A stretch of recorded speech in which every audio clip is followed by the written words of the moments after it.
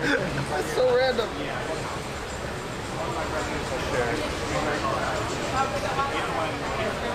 The knowledge of the ancient rabbit cult. Misty unicorn. That's what I was saying.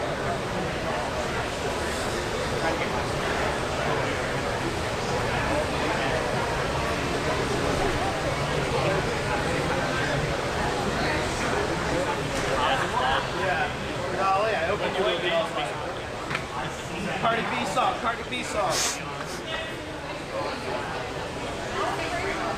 There are times I miss Eric. He provides some of Applegate's gym, but on his own, he provides the full Applegate experience.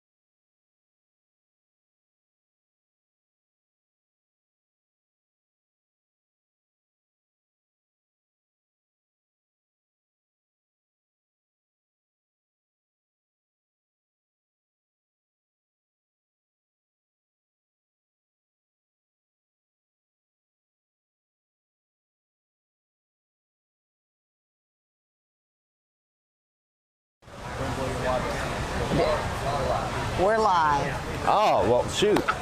Welcome to the first PGF Qualifier.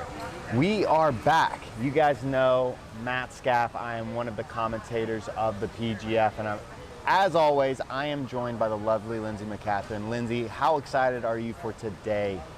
I'm pretty excited, actually. So I woke up. You know how you wake up in the morning and, you know, you'll have like 3 wake-ups and you go back to sleep. I woke up at like 5:30 and I was kind of like, I had trouble going back to sleep. I was like, oh, today's the day. It is today, and we have a stacked bracket. I mean, we have 36 competitors, 36. And when Brandon mentioned this idea to me, as always, I'm thinking as a realist, right? Like, how many guys will we really get to commit? No, I mean, I thought 20. I thought 20 would be a really good showing. And blown away by the amount of competitors. And honestly, I don't know probably half of this field. So you guys are going to have to, you know, give us a little slack today if we mispronounce any names or we misreport some of these belt ranks. A lot of these guys are just going to be going off of the eye test. You know, Yeah. We're going to guess their belt rank. I don't know. This guy looks like a purple belt, but I know there's a lot of, pretty much every belt is represented. So we've got white belts, blue belts, purple, brown, and black belts in this bracket, and it should be a really fun day of jiu-jitsu. 2 black belts? 2 black belts, I think, but who knows? Maybe one of these other guys are black belts. And guys, if you're wanting to follow the bracket along, you can go to pgfhome.com and go to the Decatur Qualifier, and you should be able to get to a link with the live bracket. So Brandon's using Smooth Comp, and so it should update, somebody's updating it as everything's going on. So you'll be able to follow along with us. Also, their schools are gonna be on that Smooth Comp site, so you can see where they're a competitor out of. We don't have that information, so.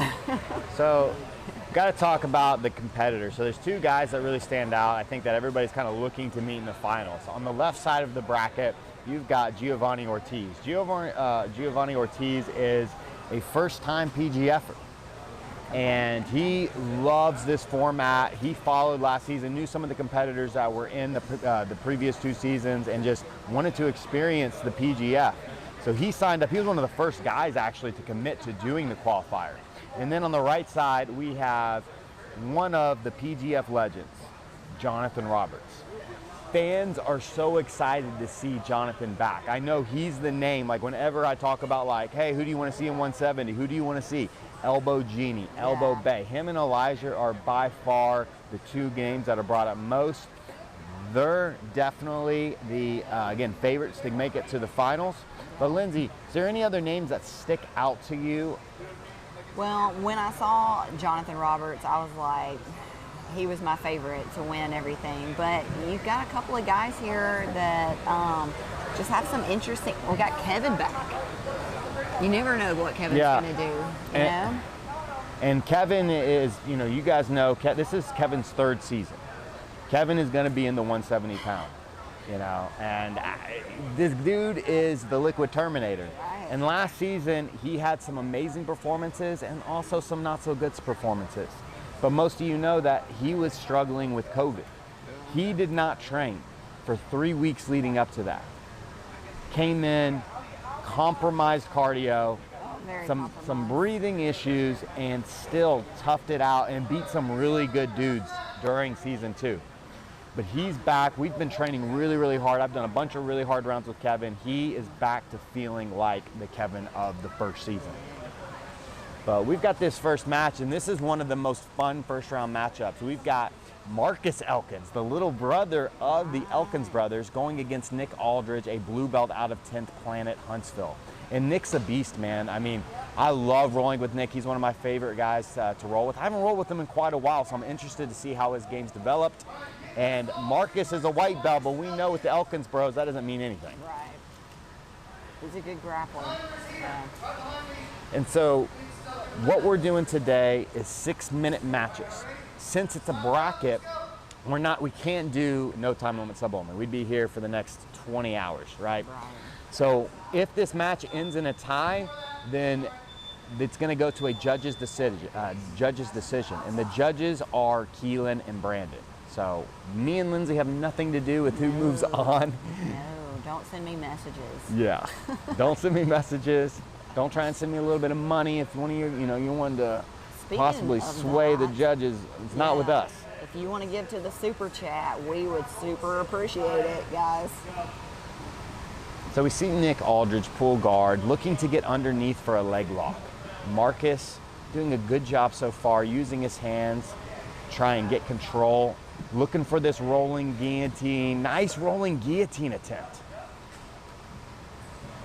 Nice job using that guillotine to pass.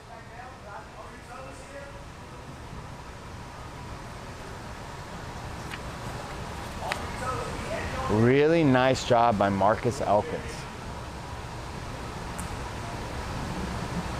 Good guard recovery. Nick uses that guard recovery to get the sweep.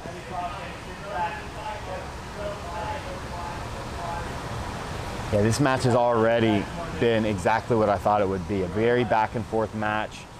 And these guys have 4:45 to work.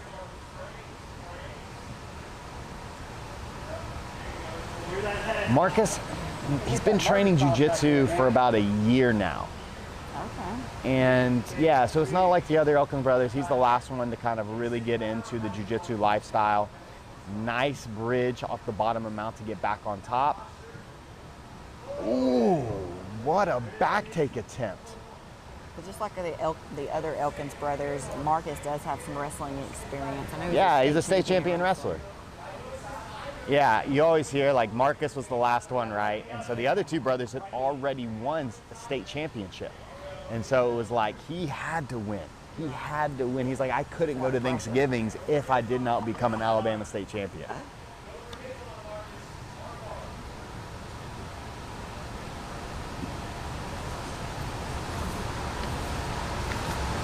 So Nick now starting to control this match. Marcus had the edge in the first minute, but as we're starting to move later on, we see a little buggy choke attempt here. And Marcus has a really good buggy choke. So Nick needs to be very careful about playing traditional side control.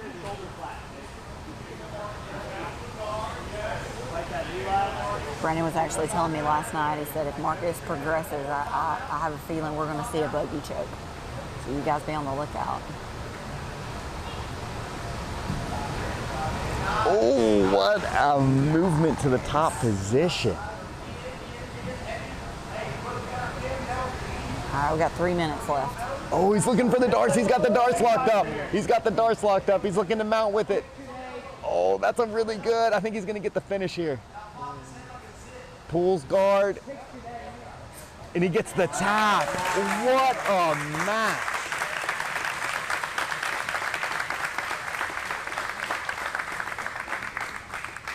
What a match. Honestly, that match was a toss-up. I knew coming in that this was going to be a very back and forth match, and that's exactly what we saw. A sick match to start off with, though. I mean, that was as back and forth as you can get. That was awesome. So next match, we've got Trenton Goad out of 10th Planet Muscle Shoals. Trent wrestled a little bit in high school. He's a young guy. I think he's 17. Yeah, I think he just graduated high school. Or did he just graduate? Well, I thought so. He's a young guy, and Carlos is a purple belt out of the Birmingham area, and Carlos is a really good wrestler. I've trained with Carlos I've trained with both of these guys quite a few times. And So he's got some ironclad shorts on. yeah, I'm excited to see Carlos. Carlos is, he's a tough grappler, really, really tough grappler. I'm interested to see, though, Carlos in a sub-only rule set, because his wrestling is his best skill. Right. And we know that, like, the PGF, like, yeah, you can get some fans. Like, we like takedowns in the PGF, but it's all about that sub. Yeah. What kind of subs does he have?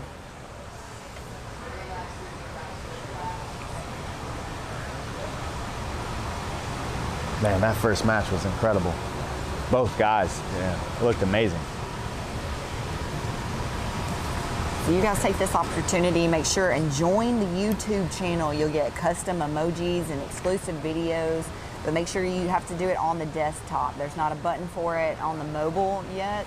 So the join button should be under the video. So make sure you join the YouTube channel. And again, make sure that you are following along on the bracket. The bracket is live and will be updated after each match. And that's pgfhome.com. You can go to the Decatur Qualifier. You should get the link there. Go.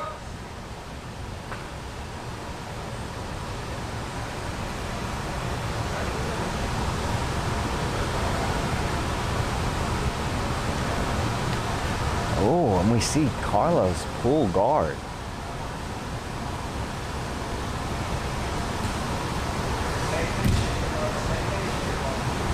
So we got Matt Elkins in the corner of Carlos. Ooh, really nice ankle pick.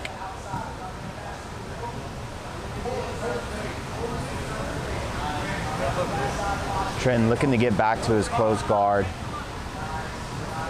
Nice pass by Carlos. Carlos using a really similar pass that Marcus used. Just grab the head and hop over. Attacking the head, using submissions to pass is just such an underutilized way of, you know, progressing in jiu-jitsu.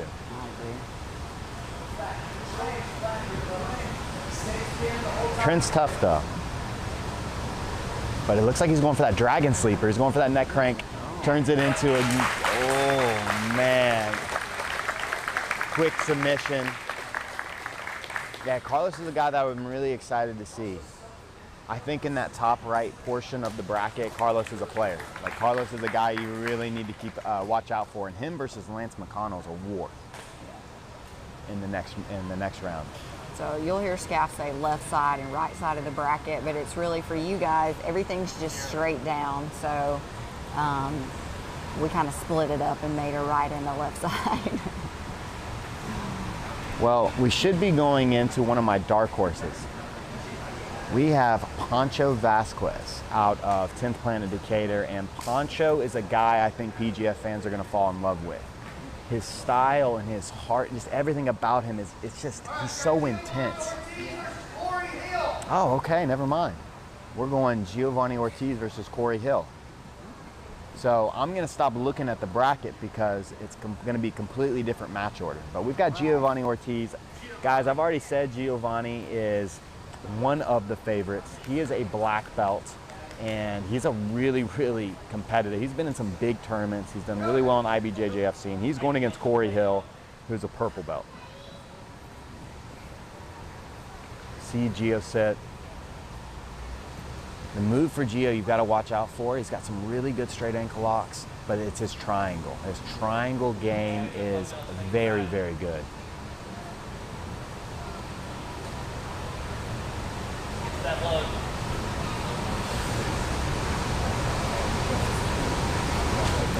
Yeah, if I'm Corey, I would have thought about that sock lock right there.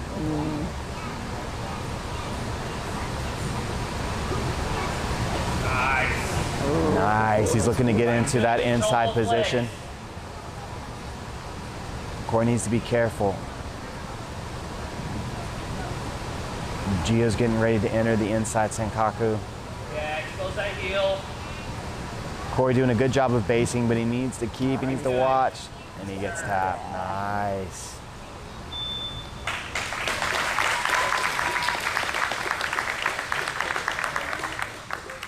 Yeah, it's a tough first match for Corey Hill. Going against one of the favorites, we see why. Really nice sweep to just an instant back step. That looked very Lindsay McCatherine. Oh, thank you, because that was very beautiful. Just like your jiu-jitsu. Aw, thanks, guys.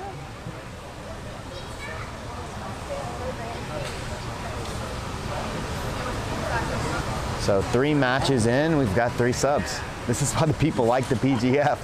We deliver. I'm telling you, like, the PGF delivers submissions. Like, all the guys here, they watched the previous PGFs, and why were they excited to compete? Because they saw a format where people go for it. Subs. And people go for subs, yeah. And so this is a really, we have so many interesting first round matchups. And so we've got Trent Martinez, who is a blue belt out of Gracie Baja. Yes, Gracie Baja out of, it's like an hour and a half from here. And he's going against the 10th Planet product out of, I believe it's Illinois? No, it's Missouri, right? Missouri, there we go. It's Missouri. And I've rolled quite a few times with both of these guys. And obviously, we've got Trent with a pretty big size advantage, but do not let that fool you, because Josh is a game opponent. He is very technical. I actually rolled with him last night, and I had a really fun round with him. Okay. But yeah, we've got 2 blue belts here. Oh, Josh so is a blue belt. I think so. I'm pretty sure Josh is a blue belt. I think it's 2 blue belts. Yeah, that makes sense, because Josh was saying that he started jiu-jitsu, I think, when he was like 31, and he's like 35 now, so. Yeah, he could be a purple belt, though. He's good. He's on top, looking to pass. I see Trent trying to get underneath. Really nice job by Josh, pummeling in that underhook.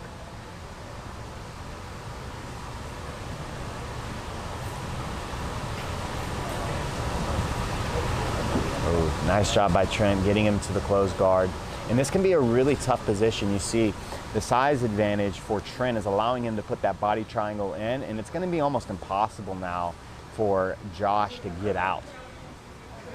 I mean, Trent is going to need to unlock that body triangle for Josh to try and advance forward.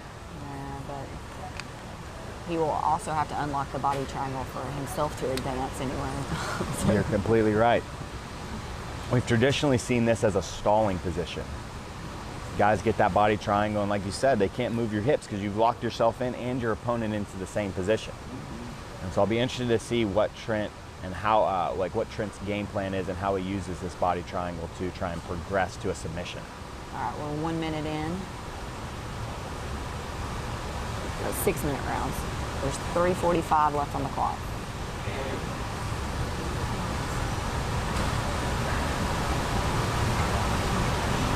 Looking to switch to a high guard here.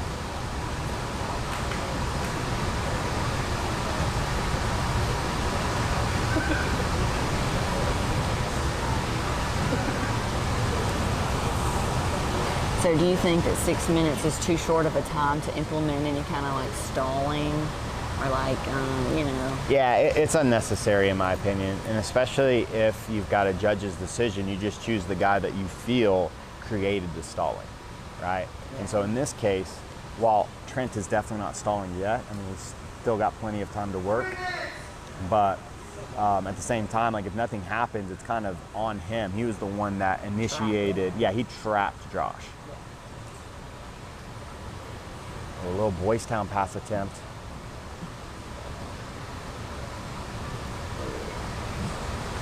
It's a nice little attempt by Trent. It just looks like Trent's a little disjointed. He's trying like 2 or 3 different things at the same time instead of committing to one attack. Right. But we see some meat hook action here.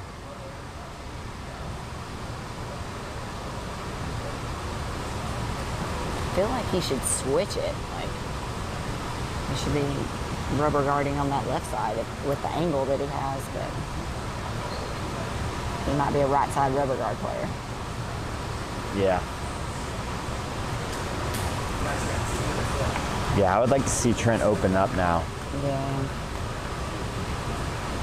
Make sure you guys are giving that super chat. But at the same time, it would be really tough to give Josh a decision because he wasn't able to do anything. Able to pass.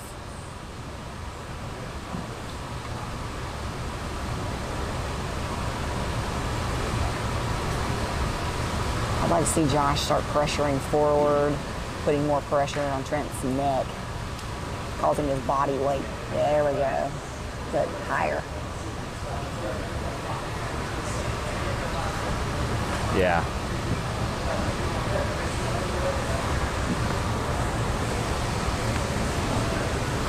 .115 left on the clock.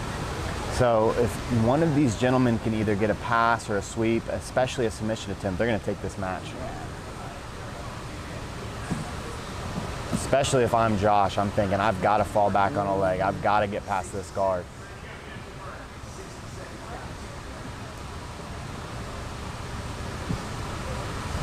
Oh, Trent needs to. Oh, Trent should have come up right there. Now 45 seconds. Okay, and the mount. Oh.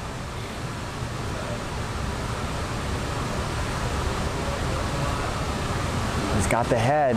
He's got it. It's pretty deep.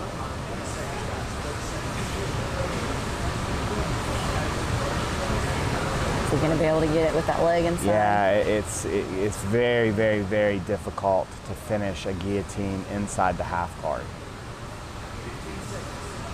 He's definitely not going to get the finish here, but is it enough to sway the judges? 5 seconds. It's a close match. All right, so we go to a decision here.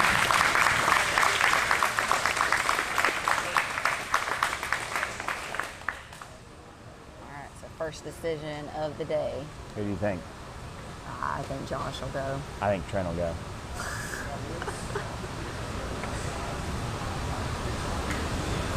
Josh Burgess is the winner. Oh. Should we be keeping score? Yeah, we should.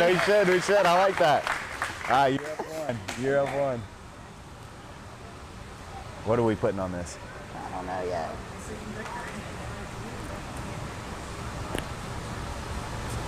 We'll think it's something. We'll think But you're up one. You're up one. Okay. I'm going to write it down in case you decide to cheat. Tried to cheat. Actually, I won't remember. Like, even if you do cheat, I won't remember unless you write it down. So, like, I don't know how many points I have. Well, you can't keep numbers in your head. I know. So, guys, this is one of my dark horses. Poncho, purple belt at 10th Planet Decatur. He has been on an absolute tear, and Poncho's one of my toughest training partners. He's an absolute beast. Been working a lot on different aspects of his game, but he might be the best leg locker in this tournament. I would say he's probably the best leg locker in this bracket. Ooh, last time I saw him compete in person, he had a vicious heel hook. It was awful looking. Yeah, and he's going against a tough guy, Ryan, here. Ryan's a tough opponent,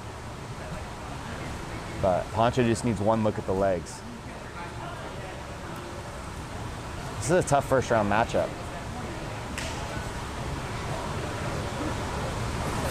Great news for the next season. We've got a lot of guys interested in competing. Very excited. Yeah, so it's a tough draw. You know, we got 2 purple belts here. And Ryan's a tough purple belt out of Virginia. I believe he's moving to the Huntsville area. Yeah, he's Poncho been to looking train to with us a twister few pass. He's looking to get on the legs.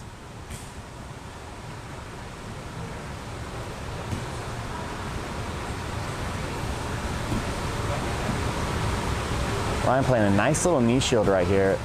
He needs to be very careful with his legs. You can already see Poncho's hunting those legs. About that top leg there. And Poncho's outside heel hook is incredible. He creates gnarly braking pressure. And if you see him get an outside heel hook, you'll see these guys panic tap.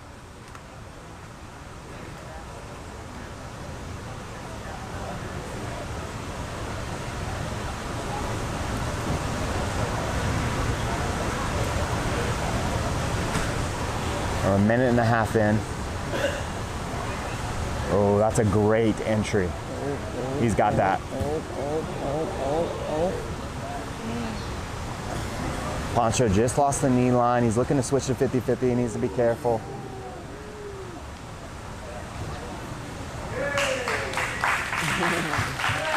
Great attack by Poncho. Yeah. Great attack, great entry by Poncho. Couldn't quite pin Ryan's hip. So you saw Ryan able to rotate out, and but definitely first score for Poncho. Nice. Nice pressure. Into this double unders. Poncho's going to look for this inside heel right here. Yeah, it's right there. Ryan does a great job though retracting. He's looking for this Estima lock.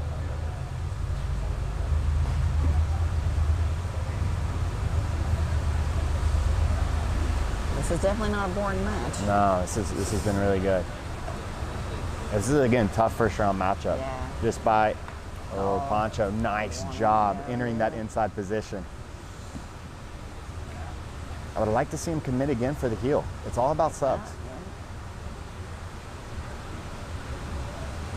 Oh, that's deep. Oh, And he gets the nice tap. Poncho. Beautiful victory from Poncho.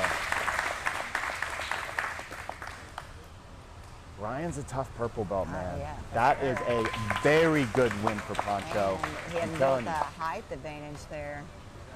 I'm telling you, man, Poncho's a guy to look out for. He's just been on fire recently. All of He his competes matches, all the time. Super exciting. Yeah, yeah. I think, I don't have a say in it, but I think Poncho would be a great addition to the season. Like, He'll be a fan win or favorite. lose He'll be a the fan favorite. qualifier. He leaves Yeah. his heart out there, and you'll see the emotion. You'll see. I mean, he's going for it every match. So he'll be going against Marcus. Yeah, and Marcus, you need to watch your feet, bro.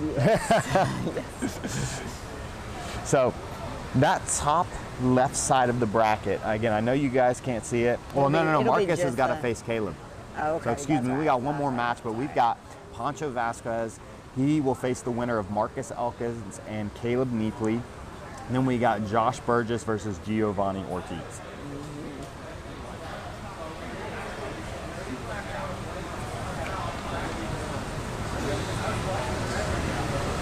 Next on the list is Caleb Neapley and Marcus Elkins.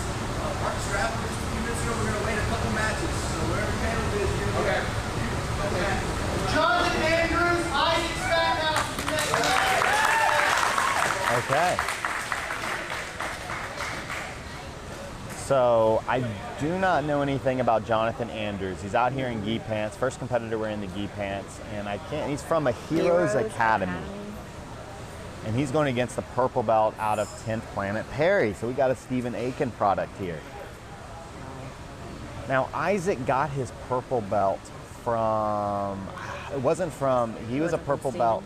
Yeah, I believe it was from the guys down there at Auburn MMA. So he was going to the University of Auburn, got into jiu-jitsu, and he got it from those guys down there. They've got a great school.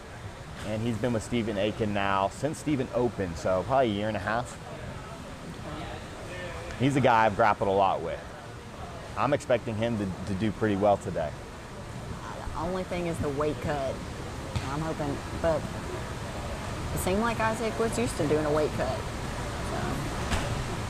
Hopefully his body will be used to Yeah, it. he's a long time MMA fighter. He's had like 15 MMA fights. So for him, weight cutting is just part of the gig.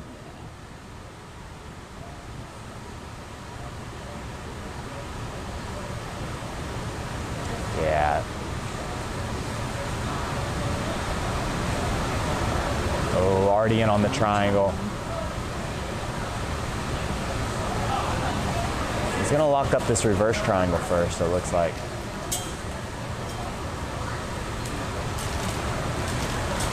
Oh, he's trying to go for a finish right here.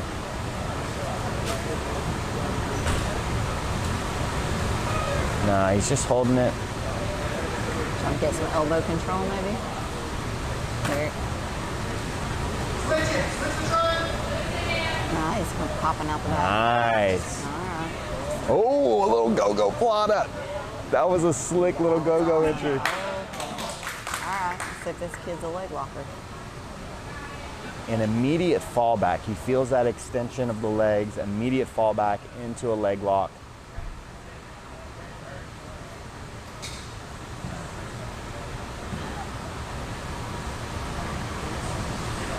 Not quite in 50-50.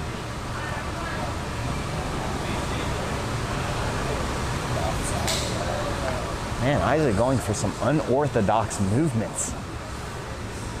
Had like a little butterfly grip right there, guillotine. He's trying to switch that into something.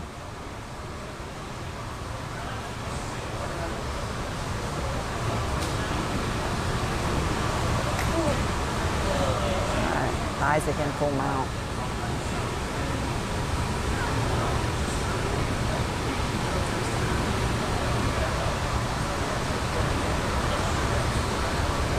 .338 left. Yeah, Isaac definitely in control.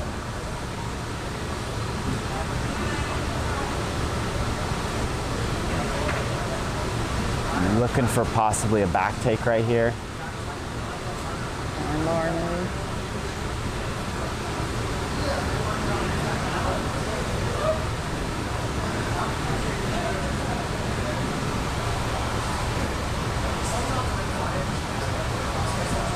Jonathan's doing everything he can to keep his arms on the inside. He's doing a good job of not exposing himself, but Isaac's all over him. Really nice job right there by Isaac. I love putting my hands underneath when a guy tries to elevate.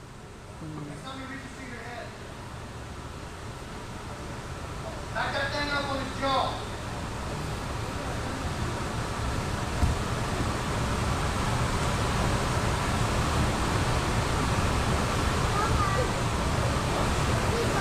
He was going for a punch, Joe was too high.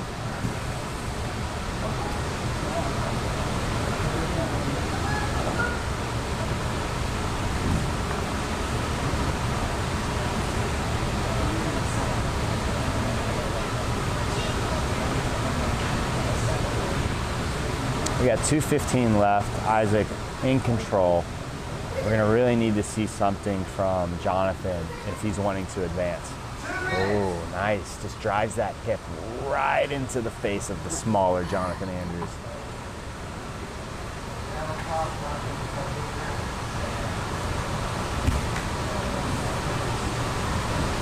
Sierra, take one step back. Yeah. Stay up one step farther off.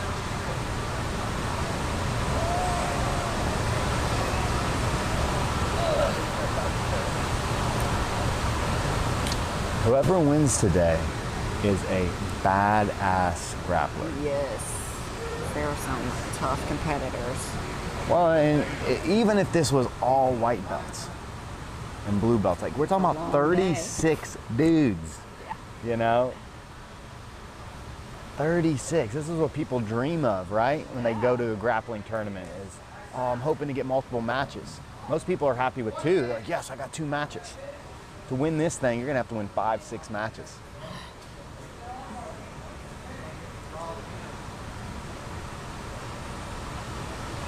We got 1 minute left. And this is why I've been excited for the qualifiers, because I just think that, you know, doing this, make people qualify for the PGF is just going to make the... What did he get? I don't know.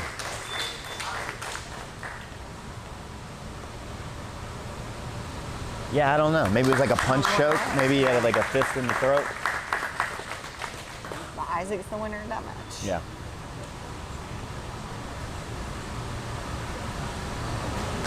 So there we go. We have the purple belt, Isaac Stackhouse. First guy into, I guess this would be the quarter, no, this is the round of 16. Yeah, so it's the quarterfinals. So Isaac Stackhouse moves into the quarterfinals. He'll face the winner of the Liquid Terminator and Sam Slyman. So I was really talking to Kevin before his match, like before this all started today, and I was just telling him, I was like, look, man, we've been training really hard. You are back. I want you to be like, go out there and use your cardio, use your top pressure to make all these other dudes quit. Yeah. Last season, you were a smaller guy. And this season, you're the biggest. And he's got good cardio. Yeah, Kevin cut 10 pounds to make this. So he started off at 190, dieted, got down to 180, and then cut 10 pounds of water. So, yeah.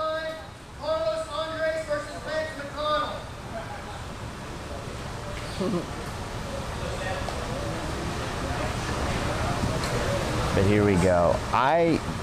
Okay, so Sam is a blue belt, and I believe he's an MMA fighter. Yeah, I don't know anything about him. But other than that, I don't know anything. So we will see. So you think Kevin's strategy is to use the whole time, wear these guys out? No, I told him to use his pace. He's going to get on top. He's going to crush all these dudes. He's going to pass their guards. Okay. And he's going to sub them.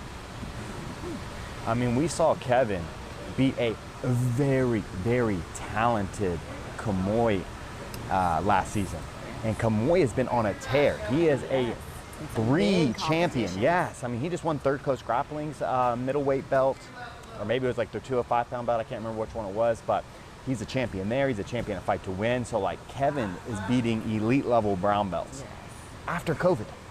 Right. So yeah, you give Kevin a... not still sick, but still suffering from the after effects. You give Kevin a training camp, he's tough. But here we see, you know, his opponent, Sam's got him in the closed guard, but this is one of Kevin's best positions. Yeah. He's so good at this cozy pass.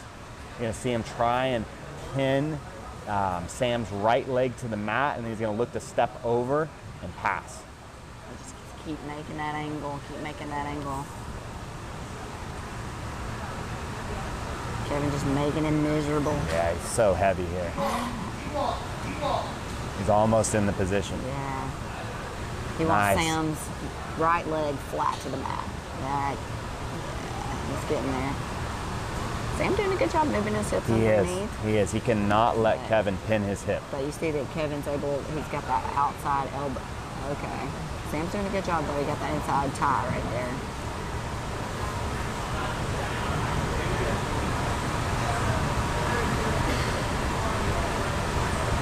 It's tough to get off any offense in the closed guard against Kevin.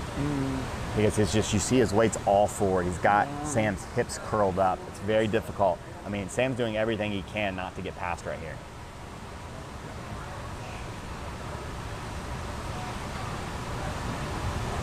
He's almost there. Yeah.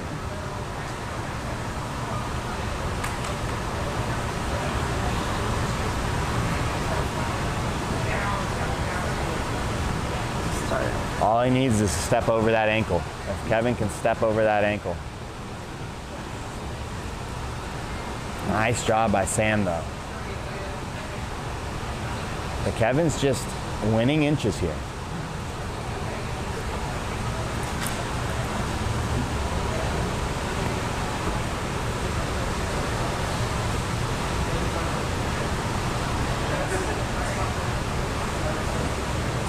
And as the guy on bottom, you just feel like, I can take this guy's back. I'm so close. But Kevin's got that underhook. Yeah. And he's just driving all his weight up there.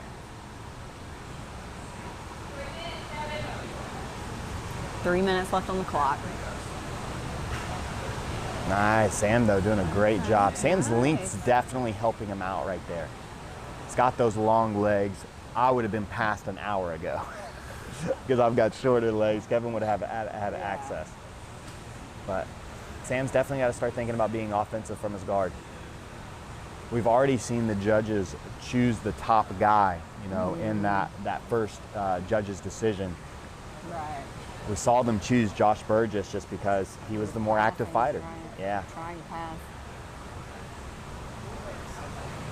And Kevin's doing it. I mean, Kevin is the one dictating and really trying to progress the match.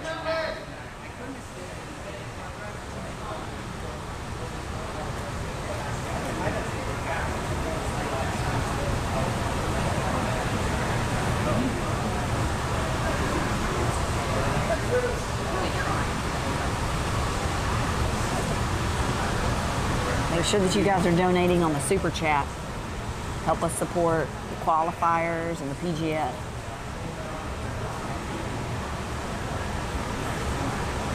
Okay.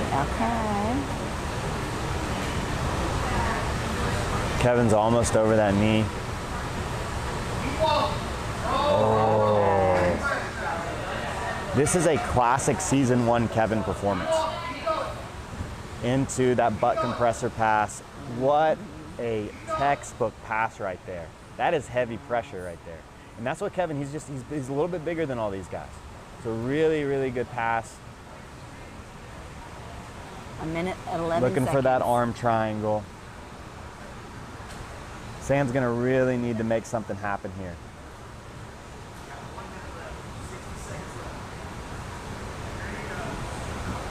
Kevin's looking for that arm triangle.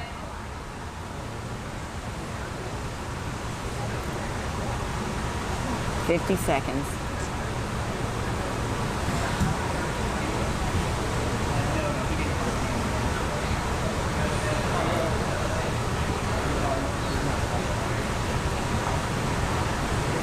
Nice job by Sam getting back underneath.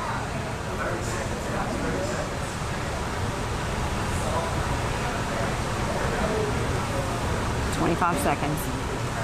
Oh, really nice job by Kevin. Staying heavy. He needs to sprawl his weight out. So Kevin just needs to sprawl his weight out and get control of the head. Yeah. 5 seconds. Kevin's back into passing. Yeah. Okay. I mean, I'm thinking Kevin. it's got to be Kevin.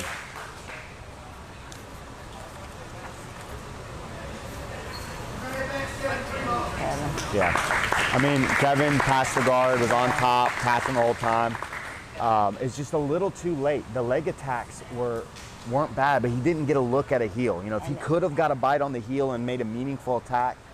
Sam did a great job, like repositioning his hips. Yeah, Sam did a great job. He had a really good match. Strong. Yeah, for sure.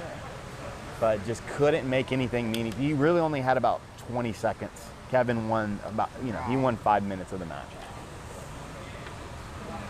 We've got Marcus Elkins versus Caleb Nepley, followed by Noah versus Tech. Okay, so we've got Caleb Nepley, purple belt. I don't know anything other than that. Going against Marcus Elkins, who we've seen finish a beautiful Darce choke in his first match. I mean, Marcus is a white belt that he's here to win. Yeah. You know? He's what the fans love. Yeah. Like white belt. I mean, dude, the dude's been grappling like 15 years, you know, so I hate that term, like, yeah, Marcus is a white belt, but come on. Sort of. Yeah, he's been grappling longer than me. You know? Yeah. And me, if he's 15 years. Yeah. I don't know. I just assumed. I mean, his older brothers are the Elkins. You know how many grappling matches he's just done at home? Yeah. Just on the carpet. Oh. But we see Corey. He doesn't care. He sees the ironclad gear and he's like, I want some of that wrestling.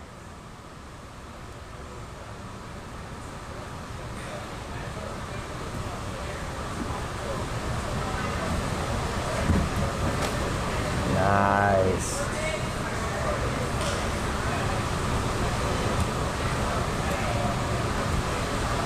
I always enjoy though when there's good stand up. Oh, I do too.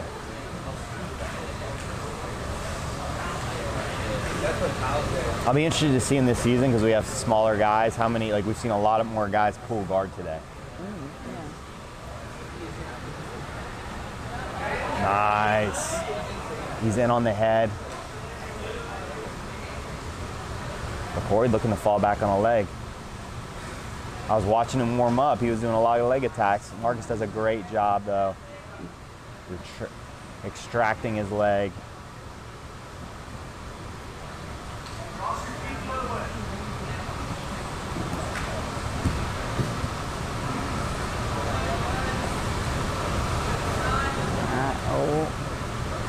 It's a boogie chip. Oh, and you see, he's shaking his head.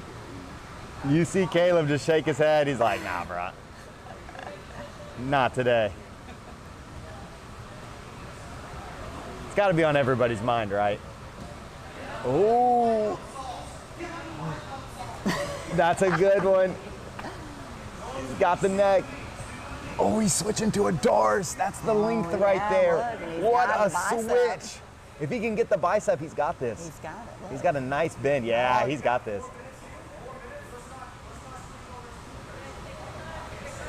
He almost tapped. I know. He's thinking about it. He's thinking about it. Marcus keep readjusting. No, he's just not confident there. Oh, what a triangle switch. Dang. Oh, no. Oh, but now we've got Caleb in on the leg.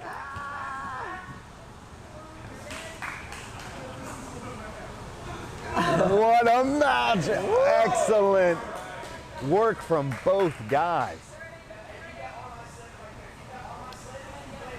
Okay.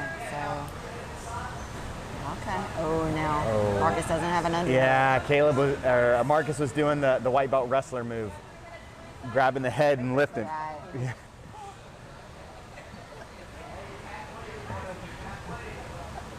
Three minutes and 11 seconds left. Oh, we see Caleb looking for this outside heel hook.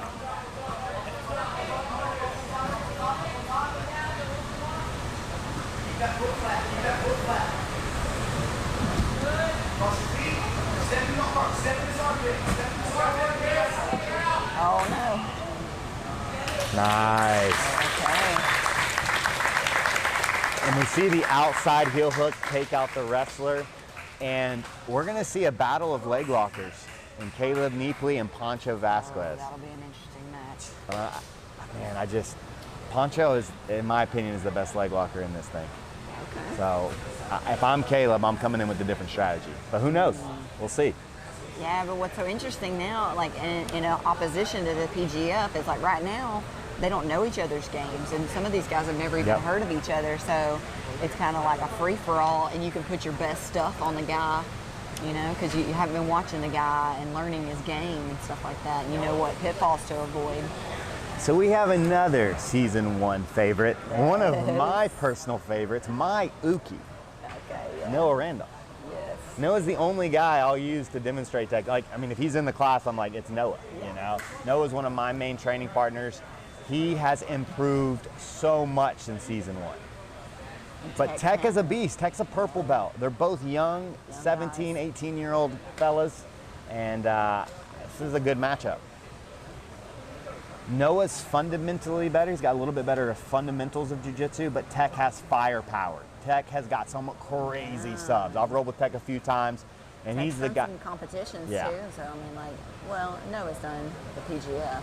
Yeah, the PGF's worth about 6 competitions. Right.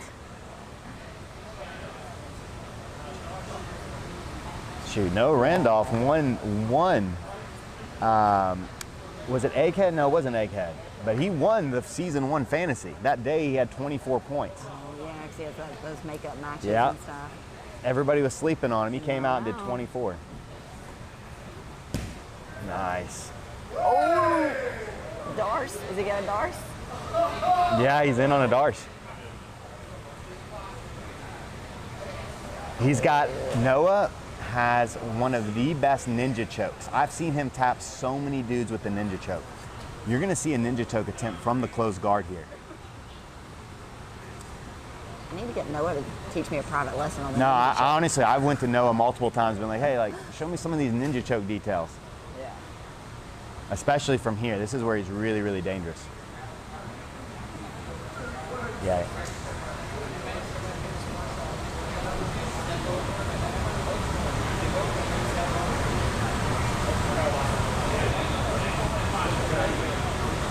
Do you think that Noah doing the PGF was probably one of the best things that he could have done for like his game and like competition and anxiety? Or oh yeah.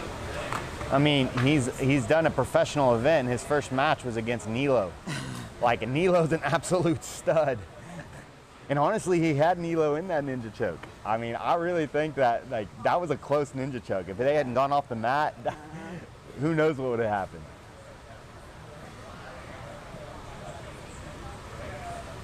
All right, so gonna be able to get that arm bar? No. 3 minutes and 40 seconds.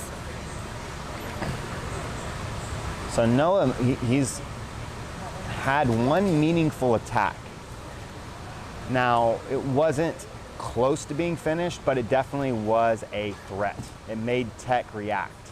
And so he definitely has the favor right now of the judges, I would guess. And so Tech's really got to work his way out of this, and he's got to think about, you know, really putting forth his own offense. All right, so you say that even though Tech's on the top. Yeah, it's just because Noah had a meaningful offensive attempt. Oh, and he's going for the dead orchard.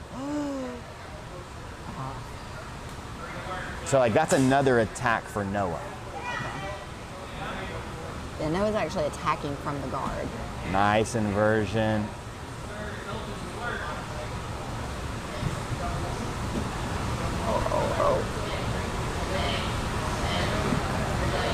Tech going for this double unders pass. Nice job, Noah. Very good guard. Noah's the guy, man. Oh, and he's going for this calf lock. This is Tech's best move. Noah did a great job, though, clearing. Stay on the attack. Stay offensive. Stay offensive, Noah. 2 minutes and 5 seconds. And so I would say that was Tech's first offensive attempt, but he's back now on the closed guard. Take that inside space on your right side. Two talented youngsters right here. Both these guys have very bright futures. Right there. Noah looking to sit up, maybe win an underhook. Oh, he's looking for a shoulder crunch attempt.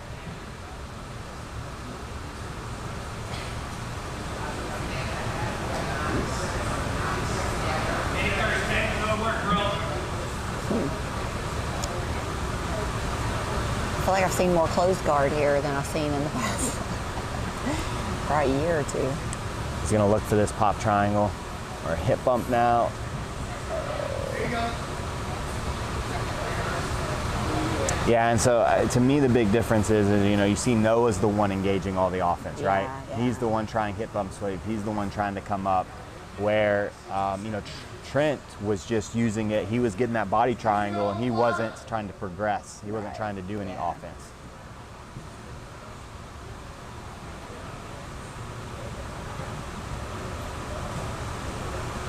Yeah. 45 seconds. Oh! What a flower sweep. And that's how you take all the doubt out of who's going to win this match, you know. Yeah. Do something. Wow, what control. Oh, and he's in on the head now. Looking for that anaconda, switches to a Darce. 15 seconds. That was a hell of a match right here. This is a hell of a match. Both young guys, man, have so much. Oh, no. Nice inversion. It's not over yet. Clear. Okay, Nice. nice. Just, in my opinion, not enough. I think we're in agreement, right? I can Yeah. Tech had one meaningful attack right there at the end. He had a really cool entry into a calf slicer, but I mean, Noah definitely controlled most of that match. A little deliberation going on over there. We got Noah Randolph. Yeah.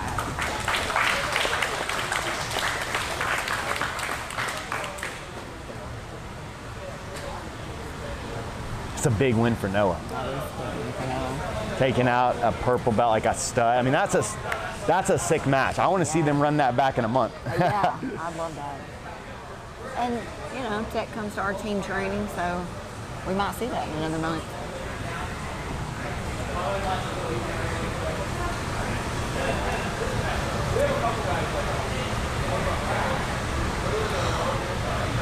All right. So, wow. Why are we not doing any of those over there? So, it goes in order. Like on the screen, like, so the way it works, like most of those top matches ended up over here. I just didn't know. We did like this one, then we did this one. We did that one because this one, yeah, these two were the first.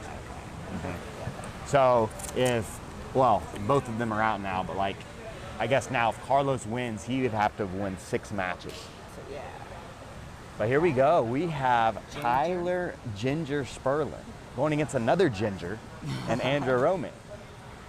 And Ginger is a brown belt out of Denver. He trains pretty consistently here at 10th Planet Decatur. I train a lot with Ginger when I can. He's a really good brown belt. And he's going against one of the Matt Elkins products. He's already in though. Oh, nice entry into the legs. A little X guard right here. It's the battle of the Gingers. This was fate, right? Probably the only 2 redheads in the division, and they go in the first round. You can only be one. Yeah, Brandon was like, we can't have 2 Gingers in the semifinals. Like, we gotta get one out the way quick.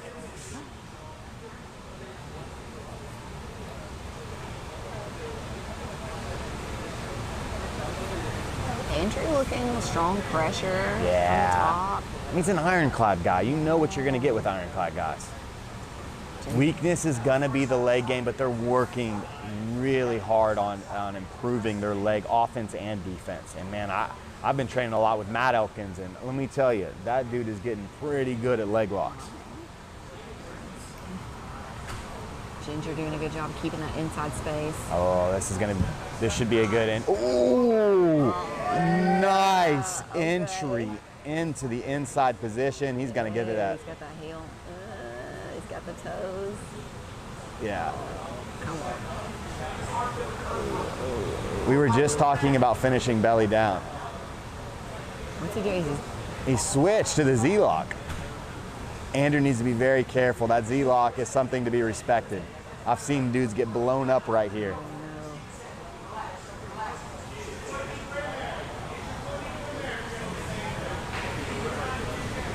So nervous right now. I know. I expected to pop. This is what you don't want, right?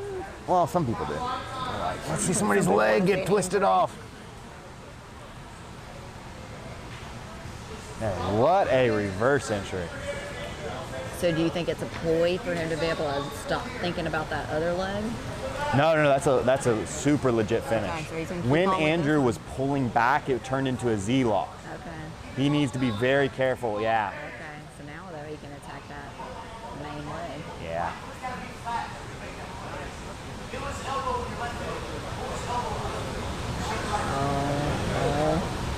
It's like Ginger's digging. Andrew doing a good job with his other foot. He's just not doing a good enough job hiding his heel.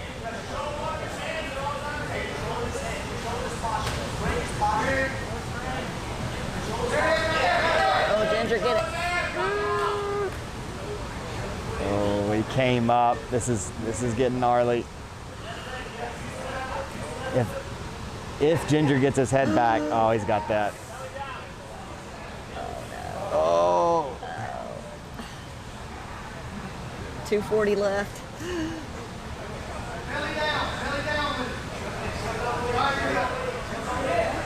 My man just not respecting the inside heel. No.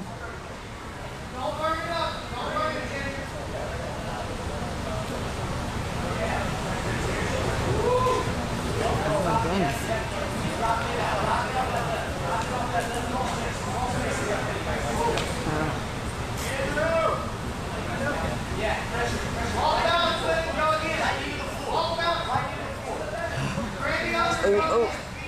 Ginger just not quite able to lock up the final finishing mechanics. But Ginger's Been on the heavily up in the judge's mind. Unless they're just like, hey, we can't take a guy that. It's not finishing. Yeah. No, he's looked amazing. That entry was beautiful. Oh. Straight. Yeah, and the straight ankle does it. Oh man. People sleep on the straight ankle lock. Well, there we go. Hey, that was a beautiful match I know. I from wasn't even talking. I was so nervous. Tyler Ginger Sperling. And Tyler versus Noah is a sick Yeah, that's another quarterfinal matchup.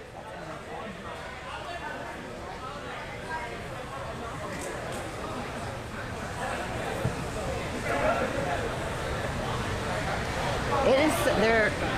I'm so excited to have a crowd. I know. It makes it so much better. I know. Okay. This is a fun match too. We got the brown belt Lance McConnell going against Carlos Andres. We already saw Carlos had an awesome first round win against Trenton, and this should be a fun match. What?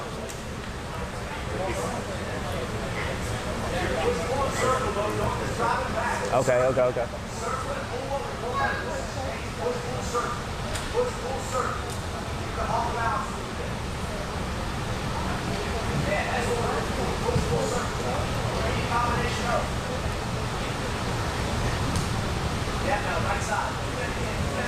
Ooh, he climbs up for the flying guillotine attempt.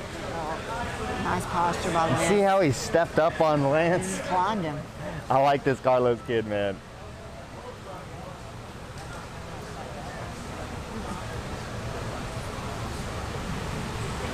This is interesting. I don't get to see Lance go against people like his height, you know, like his size in a match. This is really interesting. Lance coming out looking very calm. Upright posture, hands low. Oh. Oh, and he's looking for that arm lock off of it. That was right out the Jake Elkins, Matt Elkins playbook. A little slide by into a suplex, almost arm lock attempt. Yeah.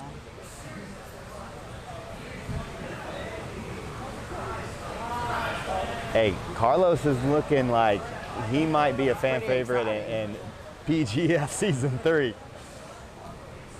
Ooh, nice little backstep attempt. Still plenty of time in this match, though. 4:15 left. Lance, a little too lazy with his guard. He recovers, but he needs to be careful. You can't allow a guy like Carlos to get that deep in.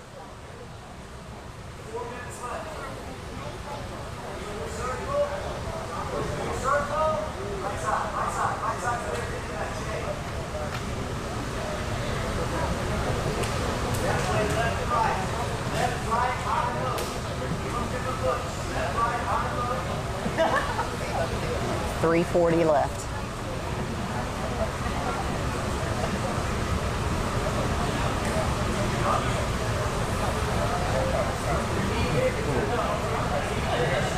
Yeah, that duck's going to be there too. A foot sweep attempt from Lance.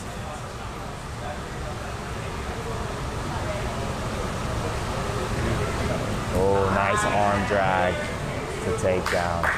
Beautiful takedown again by Carlos.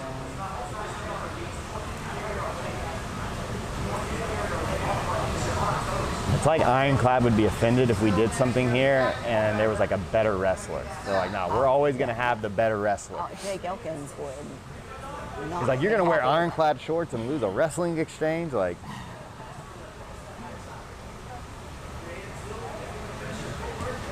just under halfway, but Lance he's got some ground to make up. Carlos has been very exciting. He's really controlled. Yeah, see, that's what I'm saying. We were saying, I think Lance is a little too relaxed. Yeah, that right there was just, hey, I'm just playing too relaxed.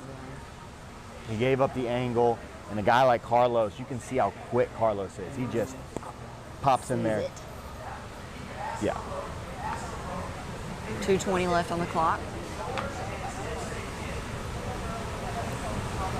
All right, I'm gonna step off the mic real quick. I'm gonna go talk to Kevin. Okay, coach. You could just turn it off. Oh yeah. All right. All right, so Carlos in on knee on belly.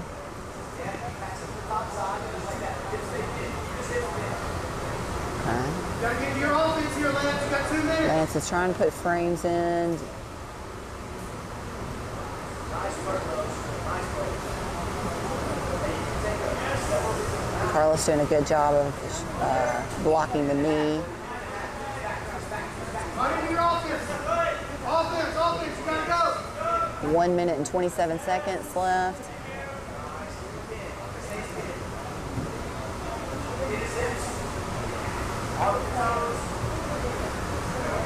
Carlos doing a good job keeping Lance's shoulders on the mat.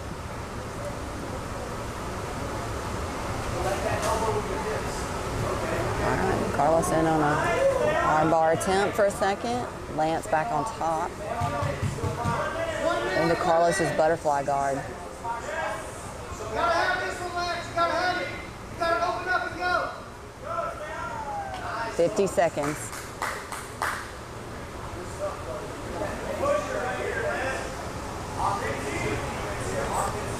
Push, Lance, push. Let's go.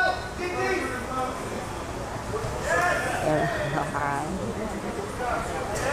Oh.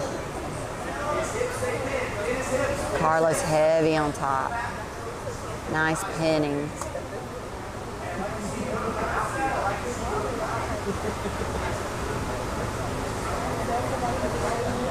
And I'm trying a guillotine attempt by Carlos. Lance out. Back up to the feet.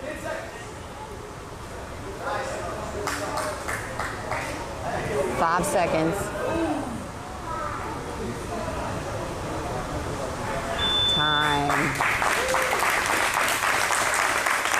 Yeah. I'm gonna go with Carlos on this one.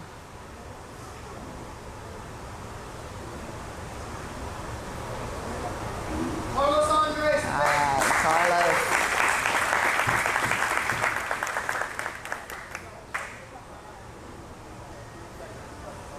All right, so I'm thinking James Cole and Anthony Collins next. We shall see. James Cole, Anthony Cole. All right, yeah, James Cole, Anthony Collins. So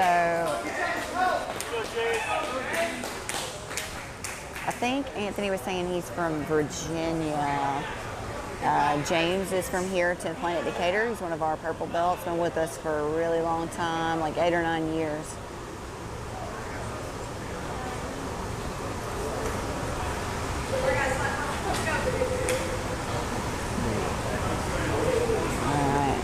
You know I wasn't missing a James Cole match, all right? Of all these people here, James was the dude I was waiting to watch. Play your game, James. Play your game. James's game is get that straight ankle lock. Yes. Don't give him your feet. Don't give him your feet. James, he's been competing a lot. Last weekend, he went out and beat 2 purple belts in the competition. So he's a guy that's got one move that should scare everybody in this tournament. Yes. Was it Anthony that saying that he was from Virginia? Yes. Or no, North Carolina. It was Lexington, North Carolina. You're right. And we see Anthony get the guard pass. James' guard held up for almost a minute. Anthony's on top.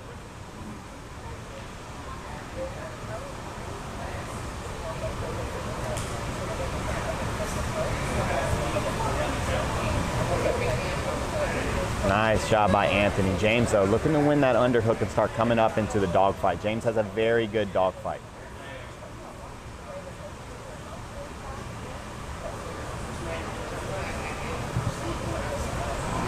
Anthony's in that core grip.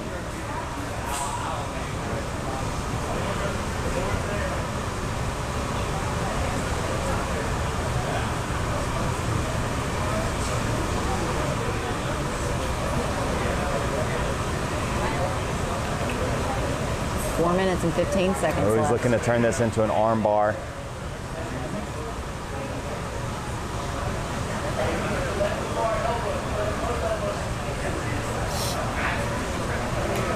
Oh, He's doing a good job turning in, saving his elbow. that was good defense by James. That was. Anthony, though, clearly up in the judges' favor. James got 3:45 to work and make something happen.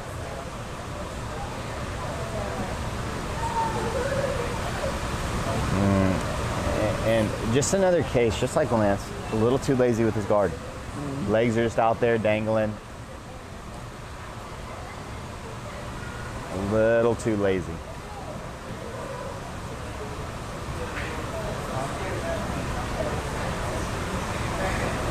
Good job by James getting back to his turtle. Anthony, nice little back take right here. 3 minutes. Anthony looking to get underneath James's neck. James doing a good job, 2-on-1ing the choking arm. James, gotta get your back to that. 2-on-1 on that choking arm, both hands on the choke. Get your back flat.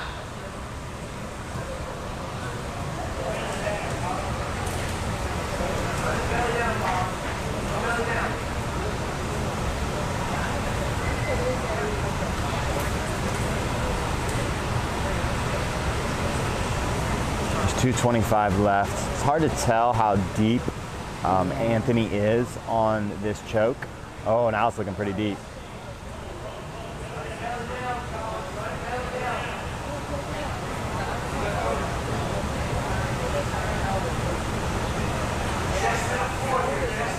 So we did some quartet practice the other day in practice, and James was in the same position. He actually had a lot better defense than I was expecting from this position. So Yeah. It's a nice finish by Anthony.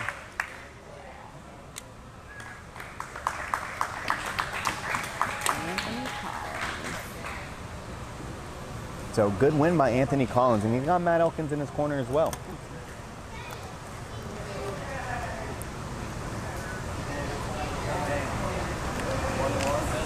So people just going, hey, Matt Elkins, can you be in my corner?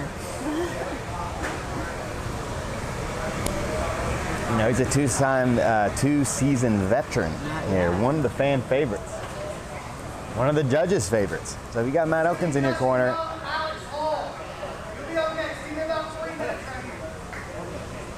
So we're going to take like a 3 we minute got some more going. I'm guessing intermission the commission's getting that bathroom break or a refreshment break, one of the two.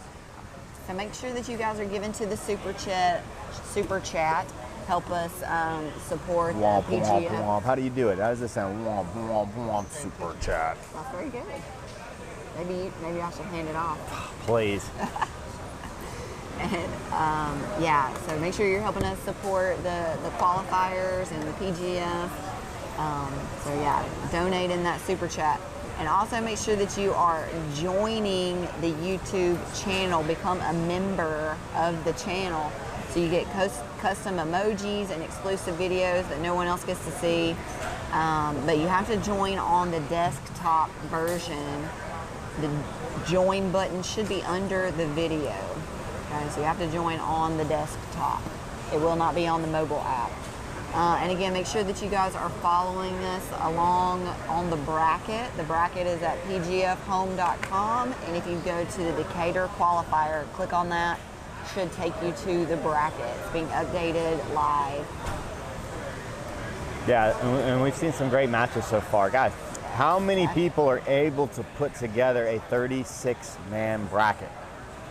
Like, not very many people. I know so many promoters that, struggle to find 16 guys.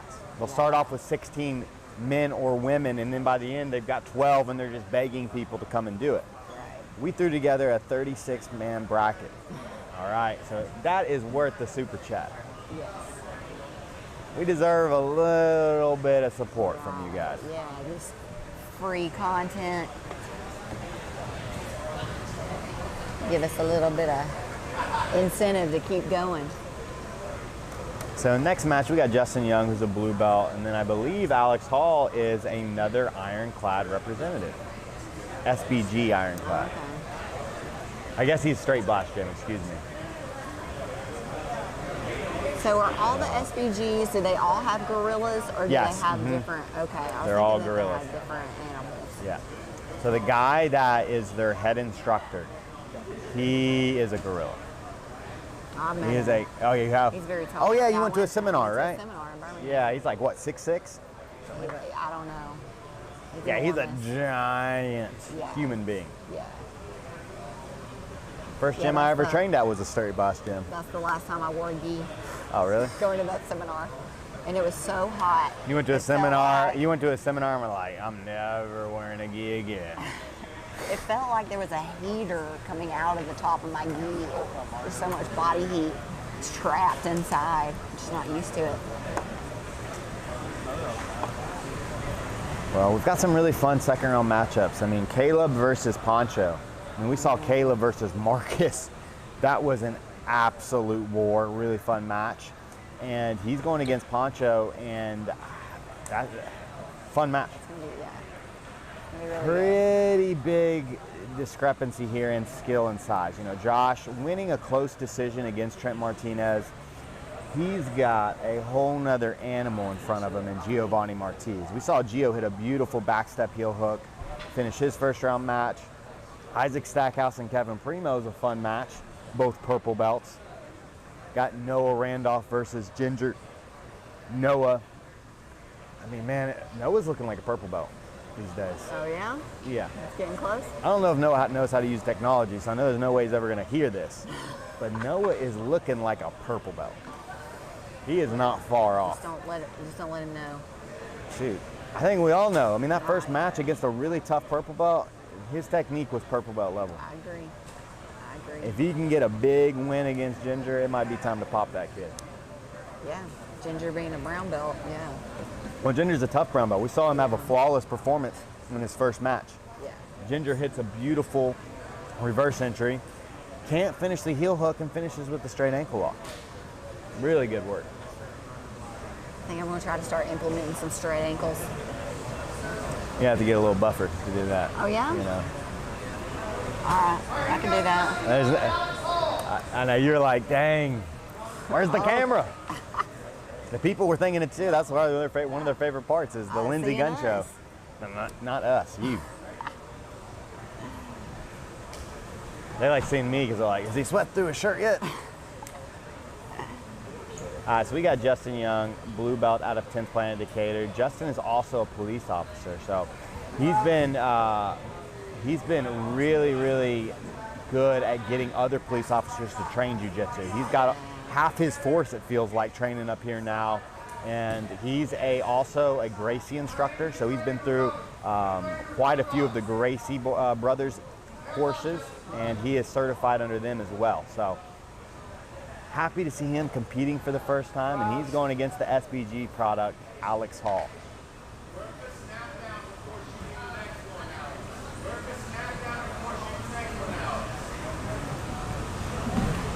Ooh, he just missed the elbow line, but what a nice arm lock attempt.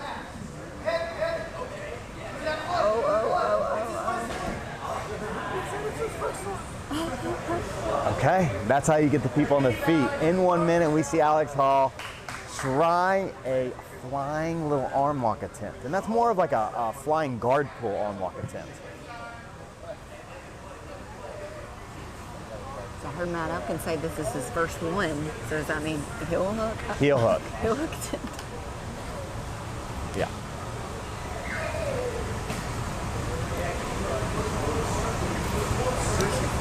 .427 on the clock. Pace slowing down a bit. And so this is where, like Justin, you can see he's being a little apprehensive now. Kind of an apprehensive underhook. We see Alex pull guard with it. Justin needs to get back and find his momentum. Nice hip bump sweep. Justin framing the hips, but in the bottom of mount.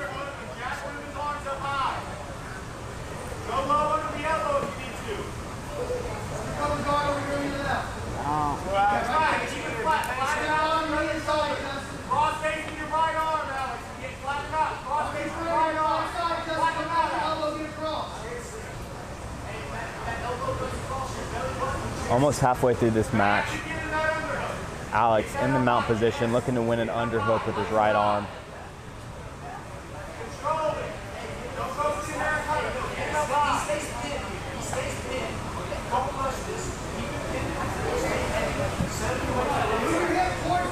Matt Elkins is having a good coaching day so far. Athletes are looking good. 3:10 on the clock.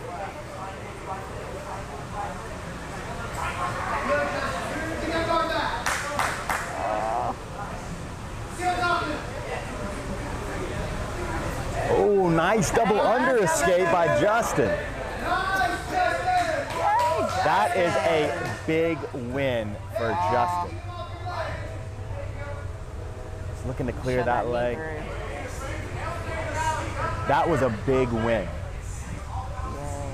Oh, I hate him leaving that leg behind. Oh, right there.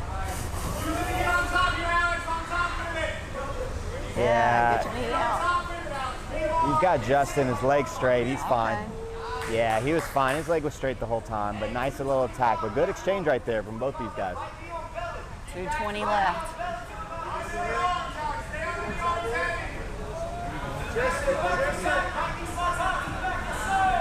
Nice little back take. Justin, though, got 2-on-1 in the choking arm. Able to get his back flat to the mat.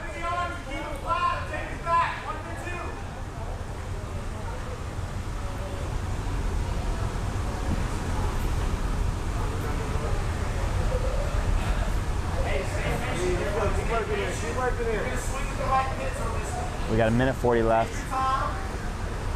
Justin's. Yeah, you hear Brandon, the judge and the coach. Oh. That was a big mistake by Alex Hall right there. Sloppy Americana attempt, gives up the top position.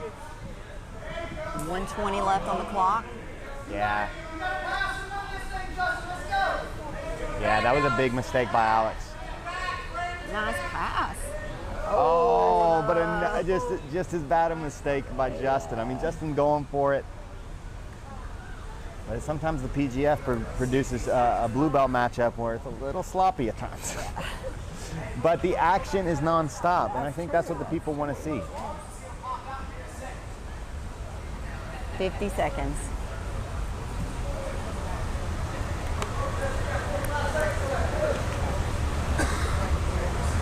But there'd be a lot of guys in Alex's position that would just be content to hold here or even disengage and get back to their feet because they know they've got the judge's decision handedly in their favor.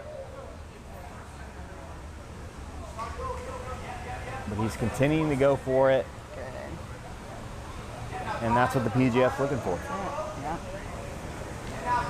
18 seconds.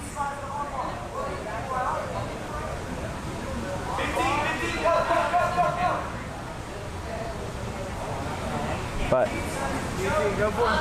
nothing to be ashamed of. Justin's first time competing, had a couple of good moments, and good match by both these guys.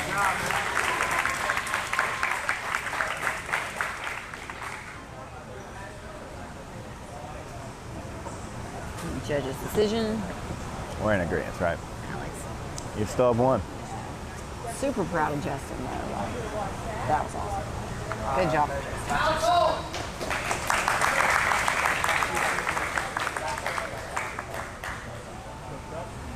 All right, Chuck Mitchell and David Cooper. Okay.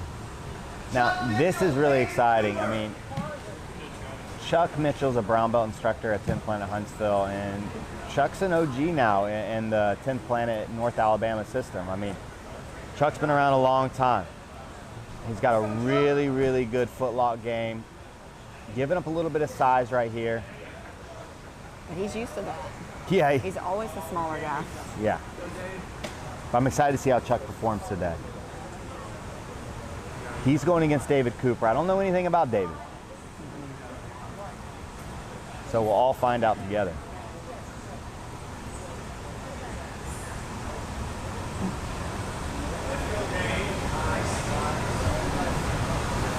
Chuck's got a single butterfly. Chuck's got a really good straight ankle lock game. Okay, we got another Matt Elkins corner. Matt Elkins like, look, if I'm not going to be in it, I'm going to send the guy to go win it. I think Matt's just going to choose to coach whoever is not coaching or not doesn't have a coach.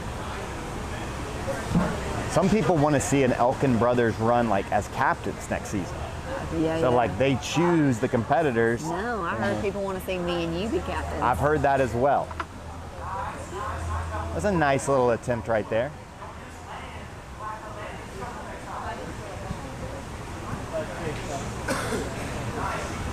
David Cooper putting some heavy pressure on. Chuck doing a good job. He's got that knee inside. Nice frame right there. I love that straight arm frame that Chuck just used right there. That was really good guard work. 4:24 on the clock. You can tell watching this match compared to the last one, these guys just are a little more experienced.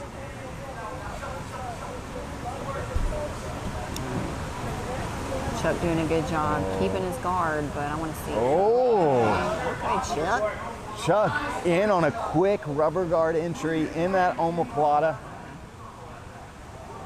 Right. Nice. Oh, Chuck, yeah, come up on top. There we go. In my opinion, to really, like, you have to complete the sweep to earn that judge's kind of favor, you know? Right. Like, if you just do an omoplata, a sweep like that, but stay on bottom, to me, it doesn't really count. No. And that's almost what I use omoplatas for now, is just to sweep and get on top. So many people just roll.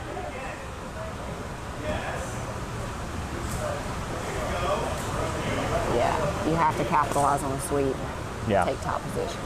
And Chuck's on top, and I haven't trained with Chuck in a long time. It's been a couple of years since I think the last time we rolled. So I'm interested in seeing what his top game looks like. He's always had a good bottom game, and we saw right there, beautiful guard retention to an awesome omoplata sweep. We got 3:05 on the clock.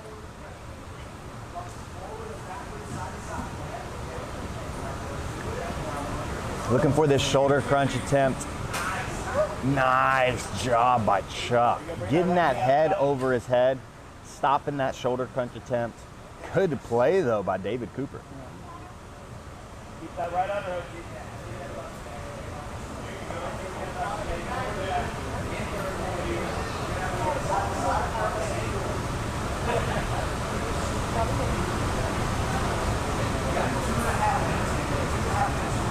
So we've got Chuck in the top of closed guard. You got 2:30. Let's get our posture back here. David's opened up. Yeah, he's looking for that shoulder crunch again.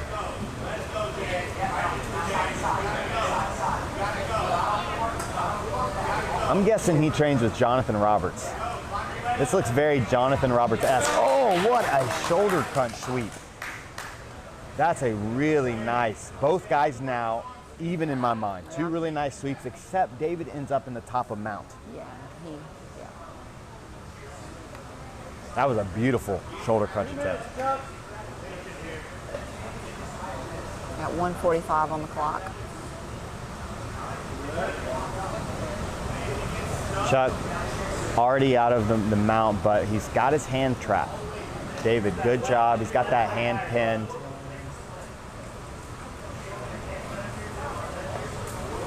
What I like to do is I like to use that hand trap to force to trap the other hand to get that gift wrap. So he's got the bottom hand right here, so I like to act like I'm getting this, and then anytime that top hand comes in play. Save it with their other hand. Yes. But Chuck's already out of that.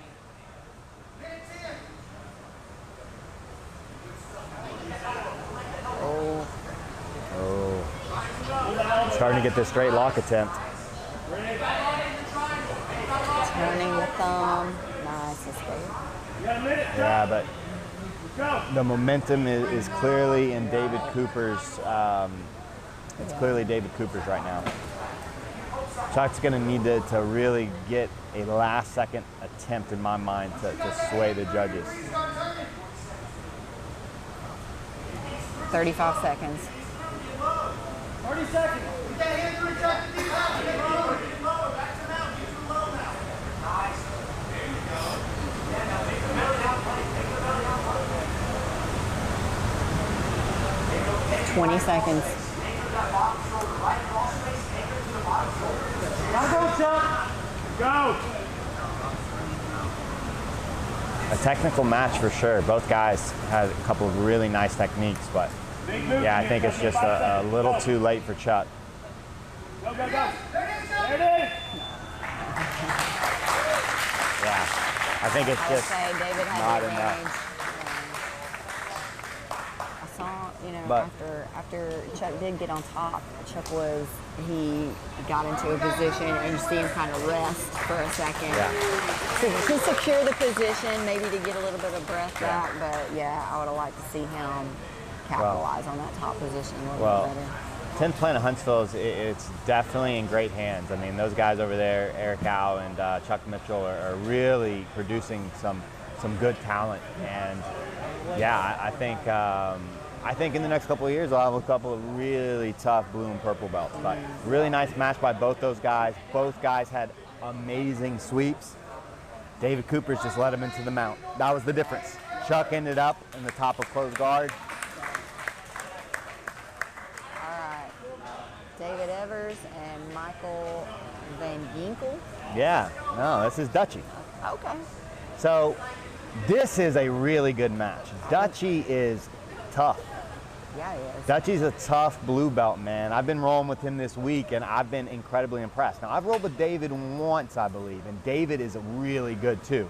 He's got some David's wrestling another experience 10th Planet Huntsville. He came as a purple belt to 10th Planet Huntsville, but he's really improved since he's been there.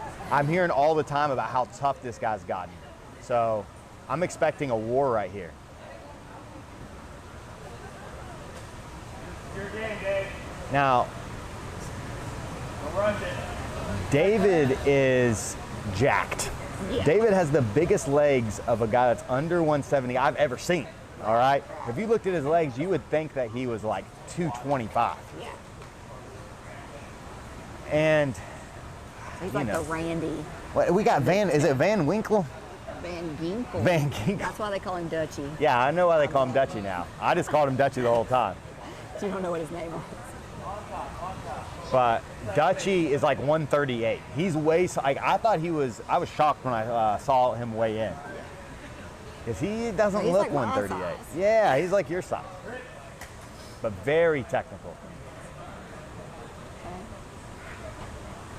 Eli. Nice job kicking out. Looking to reattack a leg of his own. Oh, that's a really good inside pummel right there. David needs to be careful.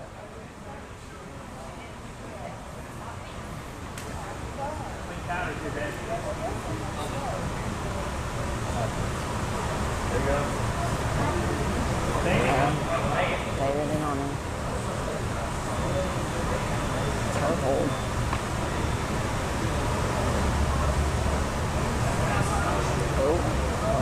Oh, that was deep. First significant attack by David Evers right there. David doing a good job of not letting that top leg into the honey hole position. Man, both guys very aware in the leg exchanges. And from my understanding, David came in, didn't really have a leg game. And so those guys at 10th Planet Huntsville really leveled his leg game up because that was some good exchanges. So we got 350 left. David definitely with the more significant attacks. Ooh, he needs to keep rolling. Nice, he's cleared the knee line. Nice job by Dutchie. Yeah, those are really good attacks. So Dutchie with David with two clear attacks. Dutchie hasn't been able to put any offensive heat. 320, Dave. 315 on He the needs clock. to be careful. His weight's a little too high. Dutchy's weight's a little too high, and you see David, he's gonna bump and get underneath on the legs again.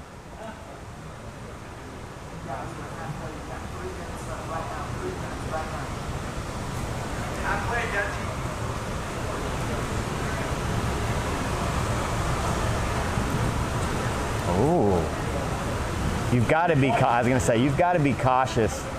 You've got to be cautious when a guy just lets you pass like that.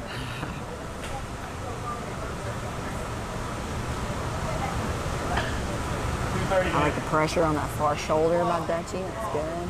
You see David working some kind of weird like frame on the hip there. Yeah, he's got keeping the hips away. Getting the nice knee back guard inside. play. Nice. I mean, Dutchy's had a good match, but he's definitely got some work. He's got some work to do. David clearly has two strong attacks. 2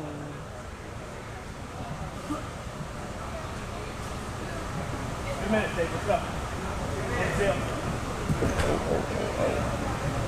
2:05 left on the clock. Your turn. Your connection.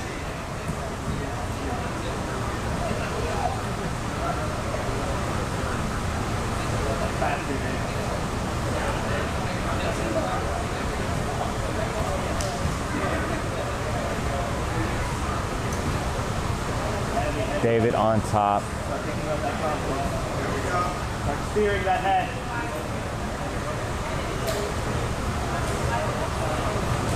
$1:30 left on the clock.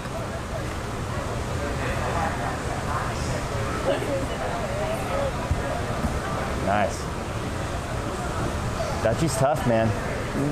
Dutchy's a tough blue belt. It's about time somebody promotes that young man. A minute, Dave. Oh, that was a great entry. To the back. Is he So going to be able to Dutchy get gets to the his back? first good entry. Okay. Dutchy needs another attack like that. About 50 seconds.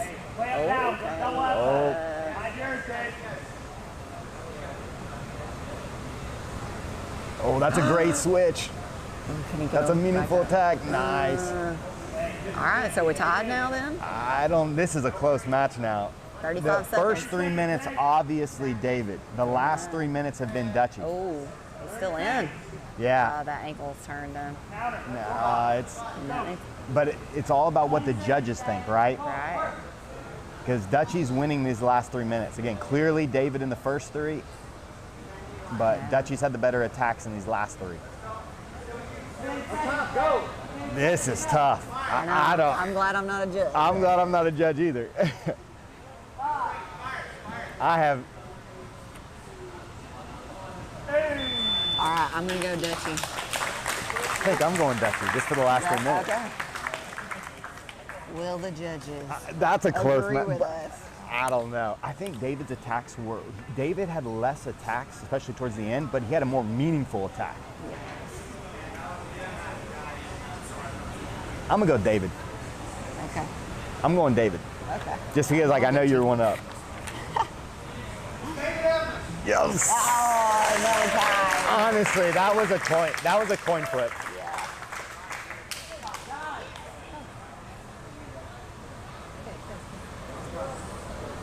That was a hell of a close match right there. Yeah. And guys, remember that it's like the winner of the qualifier is going to get an invitation, but some of these other guys are too. So make sure that in the chat you're letting, you know, the commish and Keelan know who you'd like to see in the PGF, you know. Start some shout outs. Yeah. And that last match, again, Dutchy won the last 3 minutes. David won the first 3 minutes. I just think David had he had one really close attempt.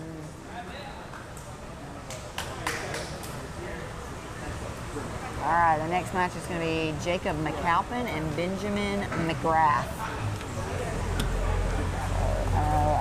Jacob McAlpin is. Does Jacob have his blue belt? That does not mean you're not getting into the PGF, right? Like, after all the matches are done today, we're going to look at them. We're going to pick from all you guys on the matches who was most exciting, 100%. But some of the other guys, I mean, we're already talking. I think some of you guys are going to take as well. So don't be discouraged if you lost. And if you are losing, fuck you. Try to get a highlight. There we go. That's what makes the PGF From the exciting. man himself. Yes. That's wise words. And again, Dutchy's the type of guy that, to me, is an exciting prospect for the PGF. Yes, I would love because to see he's a him. blue belt. I'm putting, you know, the quotation. Clearly, I mean, David Evers is a really solid purple belt, and Dutchy gave him everything he wanted. Yeah. Great match, man. Both those guys would be. I'm excited to see David in his next match. Yeah. There you go. There you go. Nice takedown.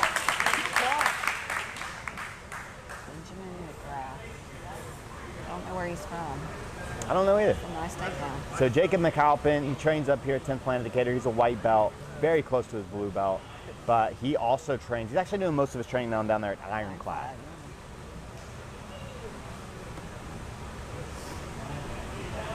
You see Jacob up on top. He's floating that Ashi position.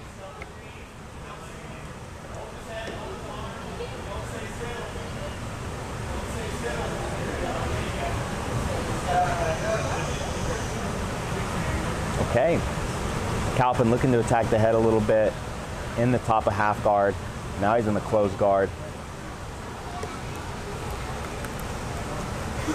Favorite match so far? I don't know. It might have been Ginger's match. I was so nervous. Like, I was like, literally like on the edge of my seat.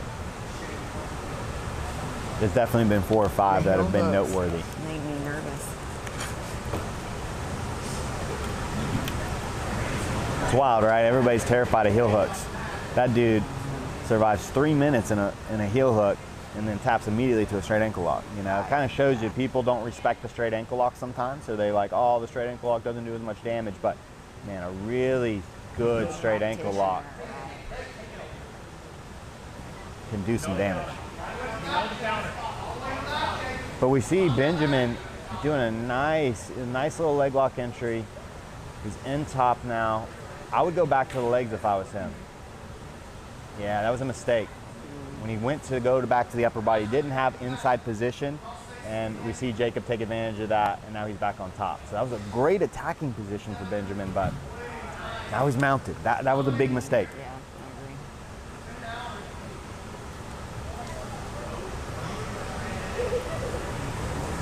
agree.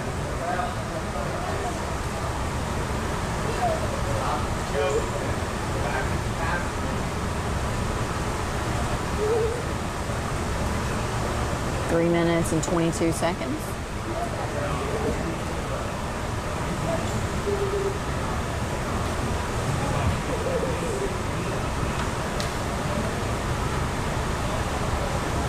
Attacking the head.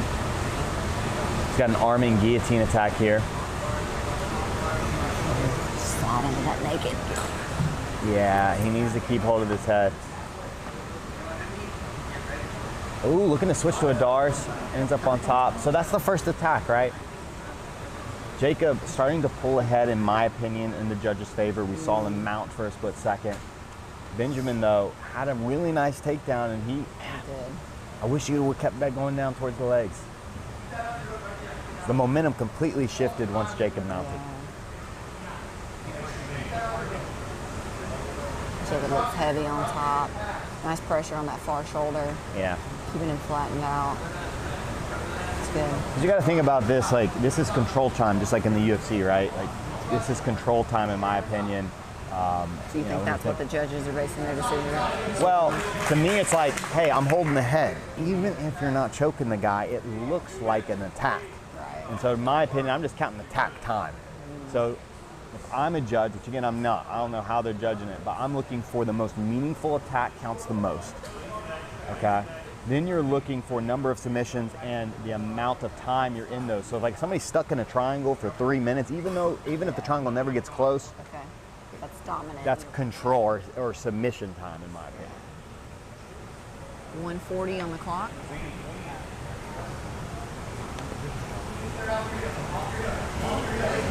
You see Benjamin going back to that straight ankle. Here we go. He's in on an attack. Switches to the DOA. He's going belly down. Oh, he gets the tap. Nice.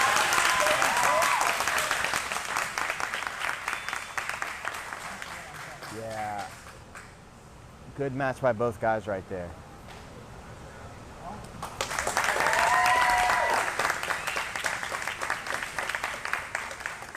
There's 1 minute and 13 seconds left on the clock.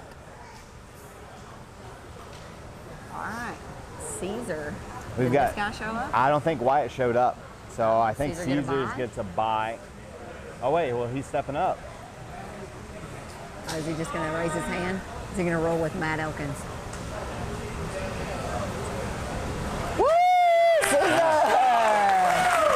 Well, and I get it, some people are like, oh, like that doesn't count as a win. That counts as a win. Caesar showed up today ready to take on anybody. He was ready to face Wyatt Montgomery. Wyatt didn't show up, so Caesar won his first PGF match. Okay. First time competing, he won. That's a win in my book.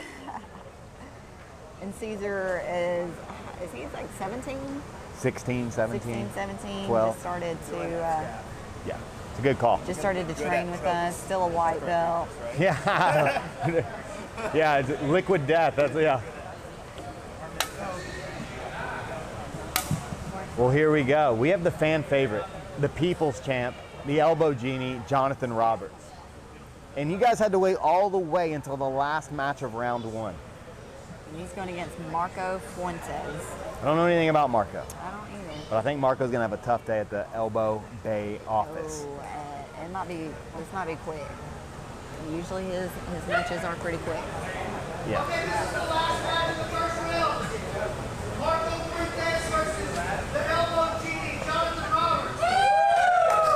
You hear it? He's got the most fan support. Yeah.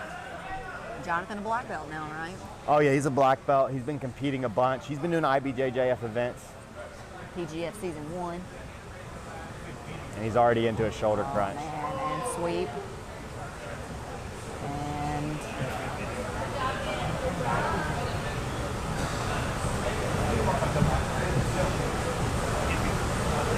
Jonathan's, I'm interested to see if he's looking for that Darce. Yeah, he's looking for a Darce. He wants to show the people he's more than a two-trick pony. Yeah, he's got this. He said this is his, he says he's better at Darces than he is leg locks. okay. Yeah, he's got that.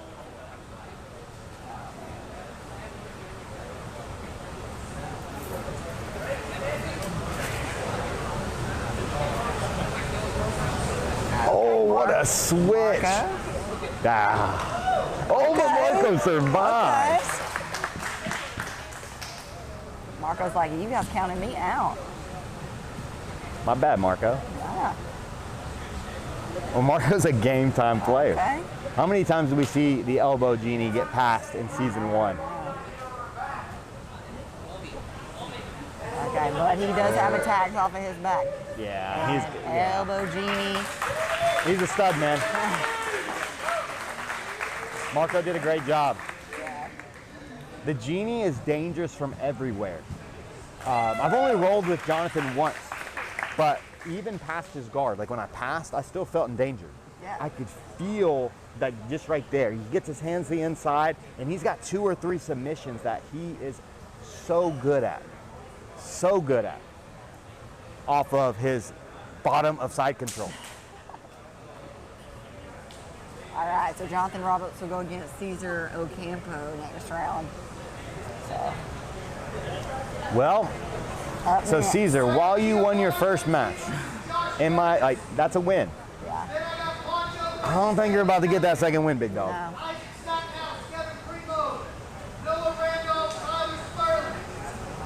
So we're going Caleb Meekley and Concho. So, No? nope, we're going Giovanni Ortiz versus Josh Burgess. Okay. So, man, tough match for Josh. Yeah. Size, experience. Josh is a game time, though. He's Josh game told time. me last night, he goes, I don't like to look up any of these guys. He goes, I just like to think about that maybe they're just a bum and they paid $100 to be here. I was like, okay, that's a good Hey. little strategy. Oh, Give him what an confidence. ankle pick. Giovanni said he cut about, I think it was 13 pounds to make this weight today. Giovanni's one of those samurais. Like, Giovanni's a samurai, dude. He's a great kid. I say kid, he's like 23, I think, 22.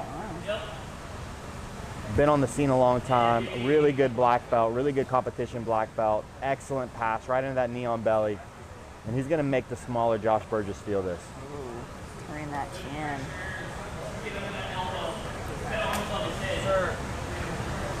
Is he under the elbow? Okay, Josh. Keeping his arm hidden. Nice job by Josh, recognizing the triangle. What shoulder pressure though. You see that? He just takes Josh's chin and face. Giovanni's a punch choke.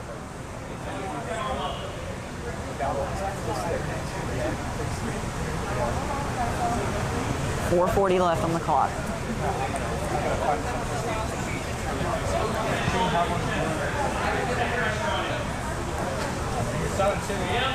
Nice work by Josh. Gets his half guard back. Giovanni though still just driving that shoulder right into his face.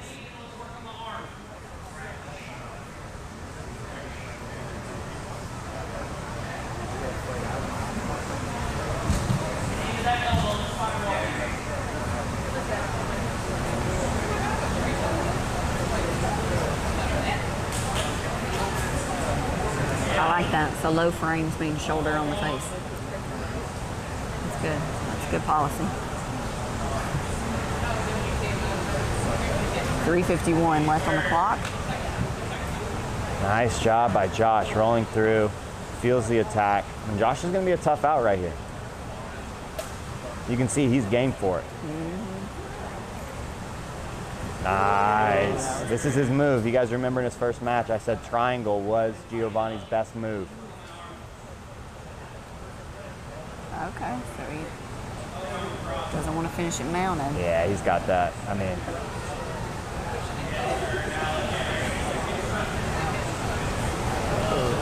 when you got a competition black belt getting him into his best spot against a less experienced, smaller competitor, it's a wrap every day of the week. But nothing to hang your hat on, Josh. That is an absolute stud, and I think a guy that people are going to fall in love with in season 3, Giovanni Ortiz. I agree. All right. Now, we've got a fun match right here. Caleb Neapley pacing. Versus Pancho Vasquez. Pacing back and forth. Yeah. So yeah, I'm thinking fireworks on this match. Yeah. I think so too. I think it's going to be a quick finish.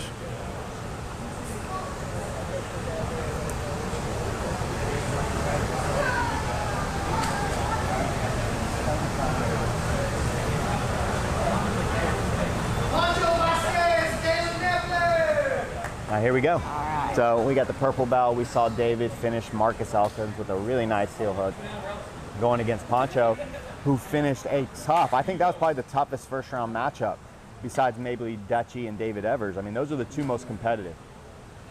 Pancho pulls guard.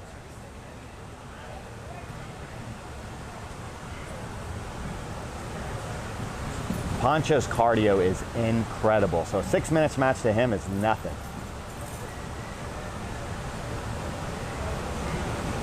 Pancho looking to clear and take a leg of his own. Nice. Nice. Oh, nice back take. Head to the mat, Pancho. Go, bring that head back. Go. Nice Good, back good. take. Pancho, keep turning. Yeah. Nice exchange. Both guys have an attempt at a leg lock. I'd say Pancho is a little more significant, but the back take was beautiful by Caleb Neapley. 5 minutes.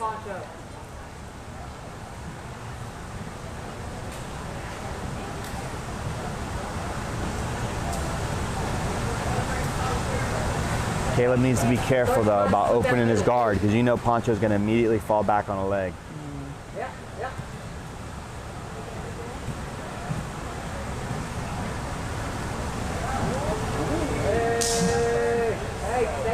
Stay with it. Poncho, nice butterfly, but Caleb did a great job right there. Looking for a leg attack of his own. You see he's got the overhook wrapped on the ankle. 4:15 left on the clock.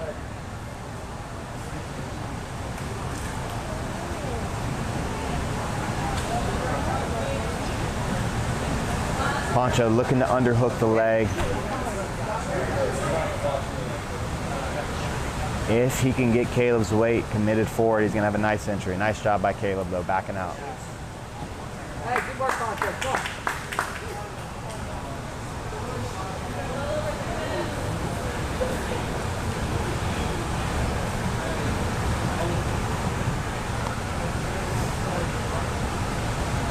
Onto that foot placement.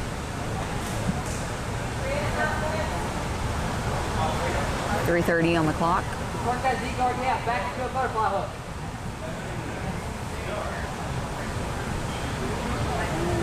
Yeah, clear that foot. Clear that foot. Clear that foot.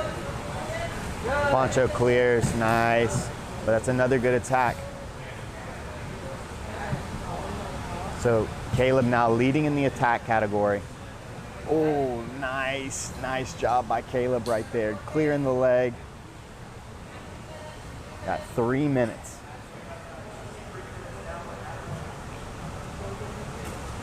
Good Poncho.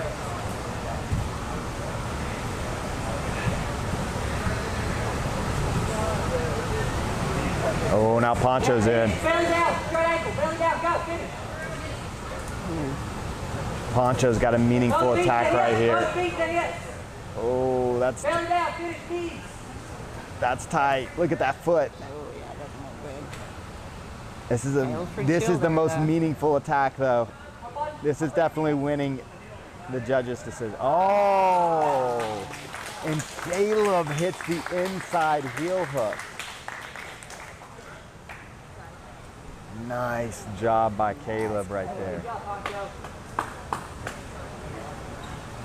It's a good match Nice right job, there. Caleb. So now we've got Caleb versus Giovanni.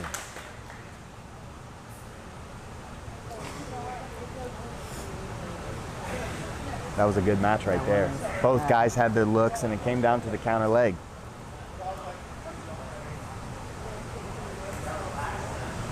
All right, Isaac and Kevin. Yeah, we've got Ginger standing up over there. Kevin's standing up there. well, Caleb versus Giovanni. Next round, that should be a really fun matchup. We'll see who joins them in the, that would be the quarterfinals.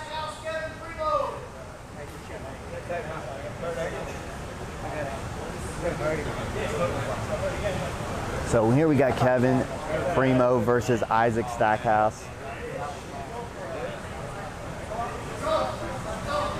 Battle of the purple belt. Nice takedown by Kevin.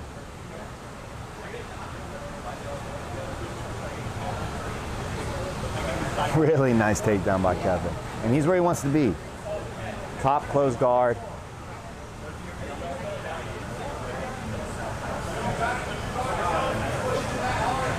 So does Kevin have his pass on the other side? Yeah, he does it to both sides. Okay. He's definitely better, though, going to his left.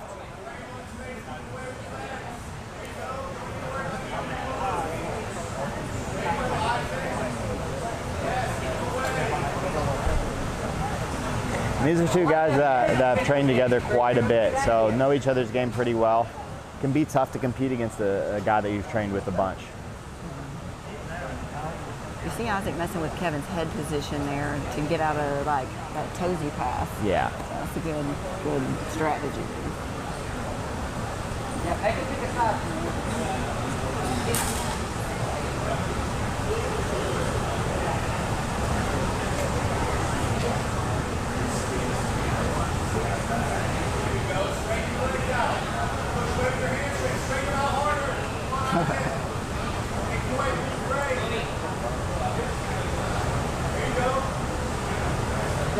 That guard's open. Kevin with the head under the chin or on the face. Pressure forward. Hey, Hey, throw that rubber stamp in there. Go ahead. Yeah, go ahead, go. You got it. Walk again. Keep on. Keep on. We're almost 2 minutes in. Keep going. Keep on. Nice. Kevin's almost in the spot where he wants to start attacking. You can walk for another 4 minutes, bro. Now bend the knee with your hip. Nice. That was a great cue right there. You see, that's what this is, the perfect cozy pass position. Isaac does a good job of framing the face.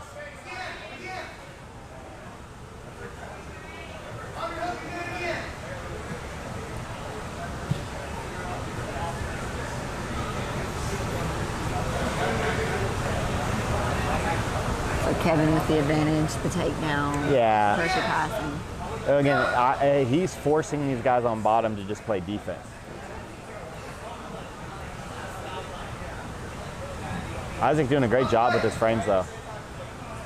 But this is always my argument with Kevin about this pass, is it takes so much time. Yeah, that's it. And when you're trying to be exciting, this isn't exciting, you know? So it's the one critique I have of his game. In the open space, Kevin's one of the most exciting grapplers in the PGF. Well, I feel like Kevin does this, like he wants this pass, and then it usually ends up taking like close to all of the 6 minutes. Yeah. So, I mean, yeah, exciting things happen Nice. after that pass happens. Well, he ends up getting the pass, but just like in season 1 when he was really getting on top and utilizing this, he's got 2.5 to work. But he's already looking for an arm triangle right here. Isaac does a good job forcing half. Nice work by Kevin though. That's a high level play, but again, it just happens a little too slow. Yeah. Jiu-jitsu wise, it's beautiful. Yeah. For viewers, especially if you're like, you don't really know what's going on, or maybe you're you're becoming a casual jiu-jitsu fan, you might go, that's, What's happening? Why is this taking so long? yeah. Get in the neck. Why is that guy just walking in a counterclockwise circle? But Kevin has a great back position. We've seen him finish plenty of one-arm rear naked chokes. Isaac's tough, but man, Kevin's an animal for 170. 1:45 left on the clock.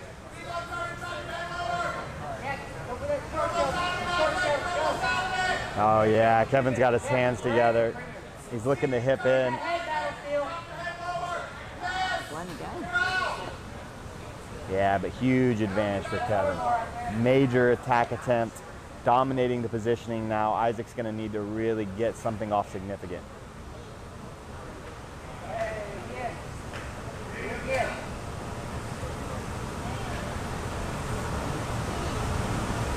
Go 2-on-1 with that arm. Get your back flat on that. 1:05 left on the clock. Nice. You got 1 minute, you got 60 seconds.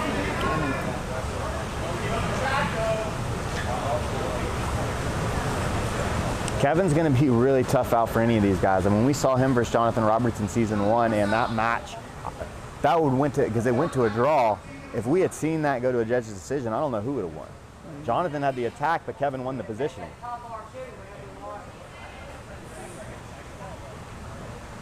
Kevin attacking one of his wild movements. What a back take off of Kimura.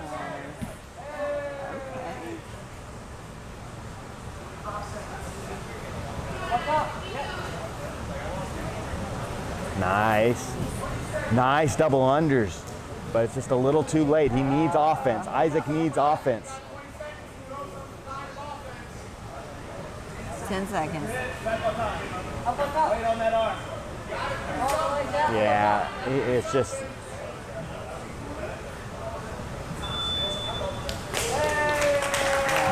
Kevin dominant in position. Yeah.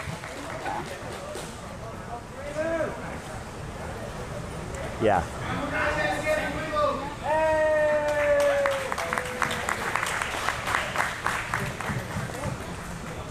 Now this is a very exciting match right here. We got Noah Randolph versus Tyler Ginger Sperlin. Ginger had a beautiful first match. Technically so good in his first match. But Noah, man, had an absolute war against Tech Tanner. And Noah, we've seen, he takes out brown belts in PGF 1, and now he's a year removed from that PGF season. So how much better is Noah?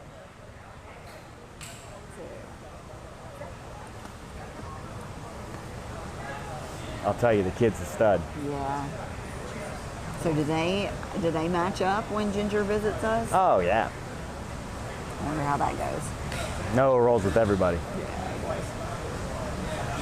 Noah's like the perfect soldier. Oh, I know. Hey, I Noah. rolled with him last night. Yeah, Noah, go do this. He does it.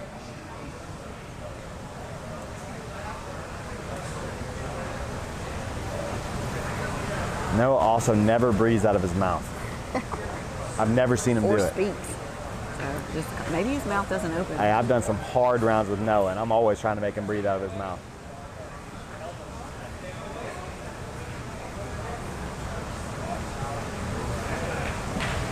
Oh, tries to pull into guard. I think that was a good play. Ginger just doesn't have the wrestling to take advantage of a guy like Noah. Noah's wrestling's okay. But both these guys now are in their strengths. Nice little floating attempt right there by Noah. Noah's so good at floating. Noah is one of my main training partners. I mean, he really is. I love training with the kid. He really pushes me to be better.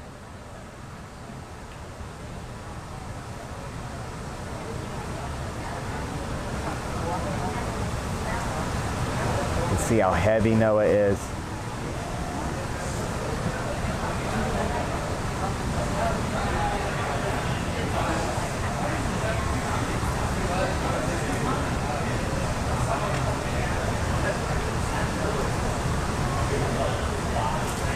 Ginger does a great job finding that inside space with his hooks. He does.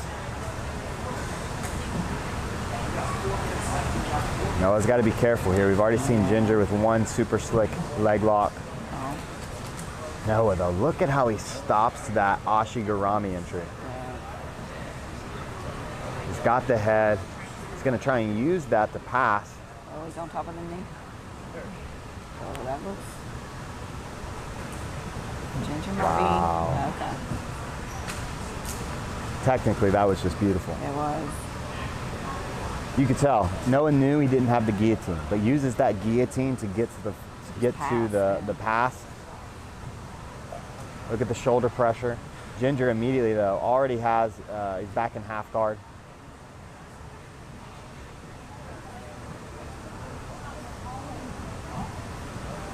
You got almost halfway. Ginger's gonna have to start making something happen.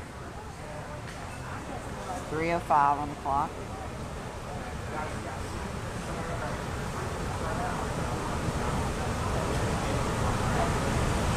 Heavy on the face.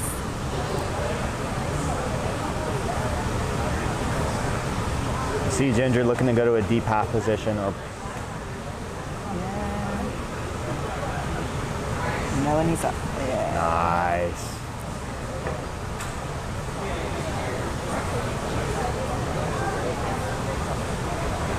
Nice little knee pummel there. Getting the inside space back a little bit. Something we talked about with Noah though, he was having trouble getting out angled in this position. But you see how he's controlling and not allowing Ginger to get any meaningful leg entries. Just because he's staying over top, he's covering Ginger's body. And he's so heavy, man. His ability to float and be heavy is super high level.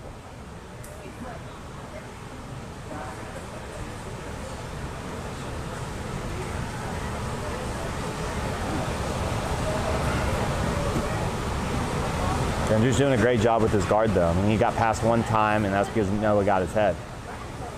Ginger got it. Okay. He had his toe stuck. Nice. Okay. Tracks the feet. Yeah, me and Ginger actually went over that yesterday. I was like, you need to spam those tripod sweeps. 1:30 left on the clock. Oh, try that low single. Oh, a low single. Oh, we've been doing this in class. Nice takedown. Just didn't have the follow-up perfect. Like he did the follow-up, but he just didn't have it like drilled technically. Yes, in his DNA.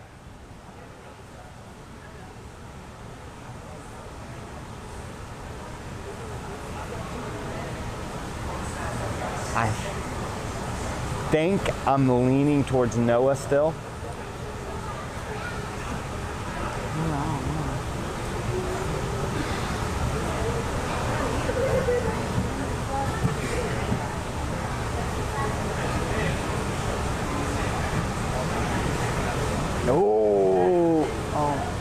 Oh, I thought he tapped. I thought he tapped. That person now, go.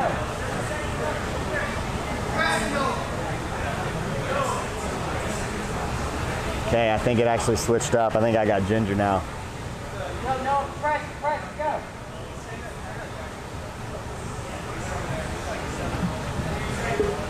Nice. Look how Noah sprawls back off that leg attempt.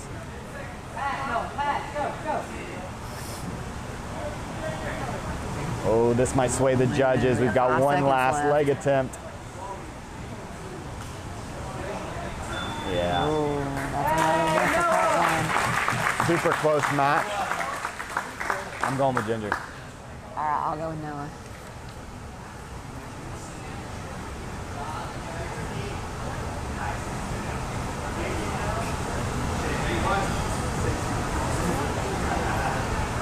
We'll see though. All right, they're deliberating over there, covering their mouths. We got Noah Randolph. Oh, That actually kind of surprises me. yeah, It was a super close match. yeah, it was.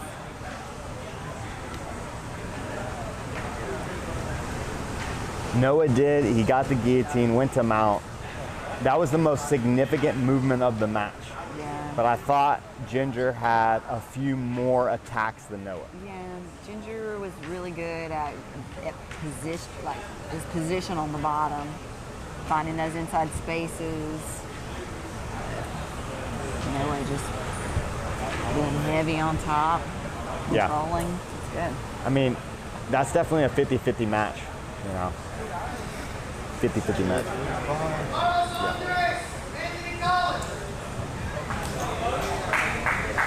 Okay, Carlos in his third match. Everybody else has had 2. Carlos the only one left. If he wins, he has to win 6 matches.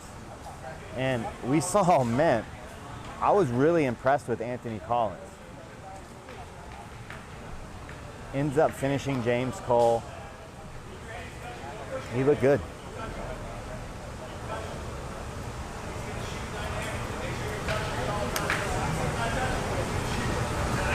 Yeah, Carlos doesn't seem like a guy that, you know, like an extra match is going to bother him.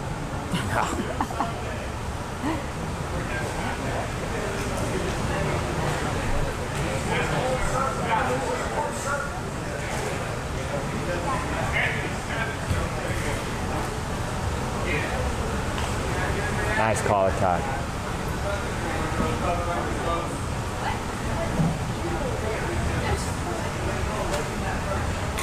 See Carlos shoot in for that low single. Yeah, he's definitely the better wrestler. You can just see, look at how you can see how Anthony is starting to react to the feints. He's starting to really be pushed around. Even though he's the bigger guy, he's really being pushed around, snapped down, and he's going for those fakes. Yeah, Carlos, really good posture. Center of gravity is low. He's able to get up under Anthony's head.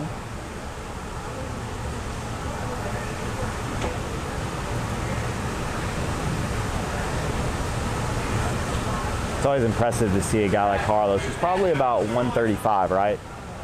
Definitely not more than 140. And he can just throw around the guy that's probably 20, 25 pounds bigger than him.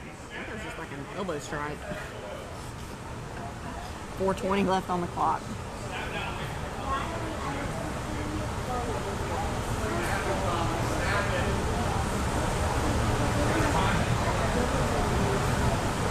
Neither one wanting to sit guard.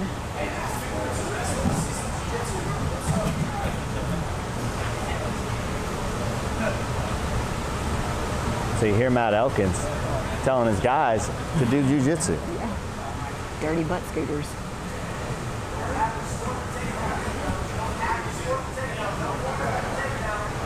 And you know, there's a lot of truth to what Matt's saying. He's like, look, you haven't got the takedown. I would give the advantage to Carlos, but I think that was a good play right there by Anthony. Getting the closed guard.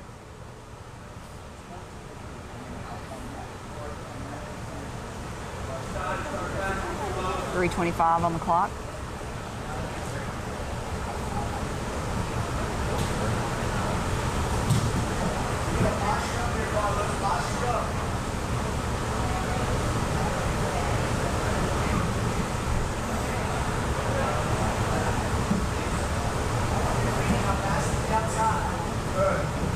Looks for that backstep entry. Anthony very aware, follows that up.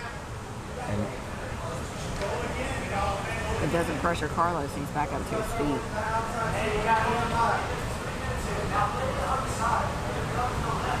yeah, I'm with Matt. If I'm Anthony, I would pull guard again and look to be offensive from there.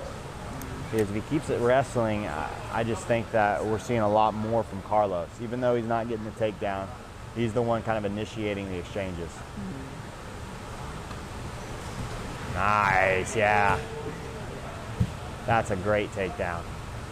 And so I think that was a big mistake because that's the most meaningful thing that's happened this match.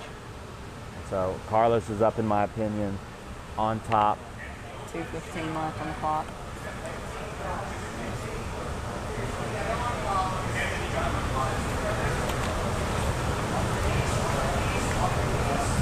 Nice. Nice. Carlos aggressive.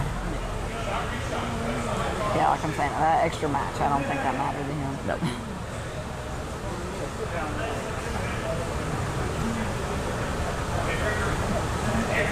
Anthony's got some game though. I'd like to know his belt rank. He looks like a purple belt to me. No offense if it's higher, and if you're lower, then that's a big compliment. Yeah. But that's your honest it's always scary. I mean, in a match and a half, you know. Right. And you haven't rolled with him. So. Yeah, and he looks good.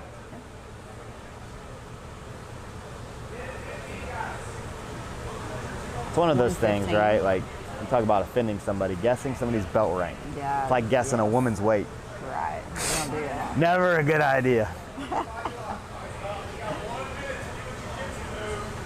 To do jiu-jitsu move. 1 minute on the clock. Seeing the Minari attempt.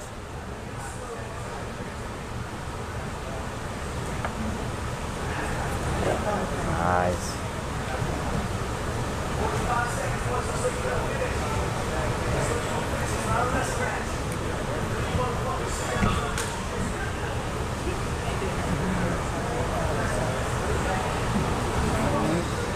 Seconds on the clock. Oh, we see a straight ankle lock attempt. This is not meaningful though. See Carlos on bottom now. He's in on a leg. Yeah. Ooh, that's a bad position to leave your foot in. And that probably gave him the win. It's, yeah. Ooh. Tap that.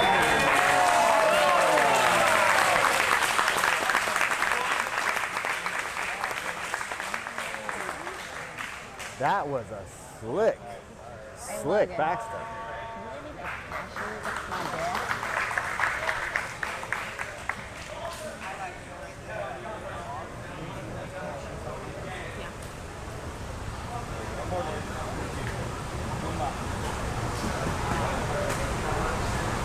That's pretty cool. Sub at the buzzer. Yeah. Carlos coming in. He's going to have 4 matches at least today. Really nice work. Sub at the buzzer. Wrestling and leg locks. That looks like it's Carlos's game. That's always an interesting combination. That's what we've been working on this month. Wrestling to the leg lock. Oh yeah. I think these guys are teammates. Okay.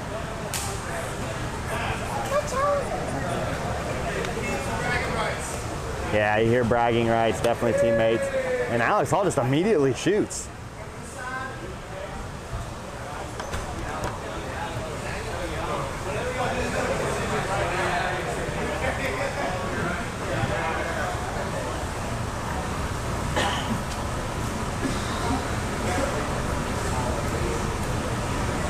Alex on top, north-south position.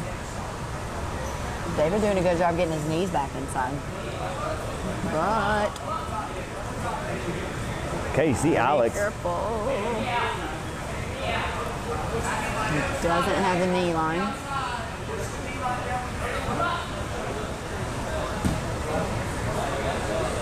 Okay, we've got David Cooper on top now. And David looks really strong on top against Chuck in his first match.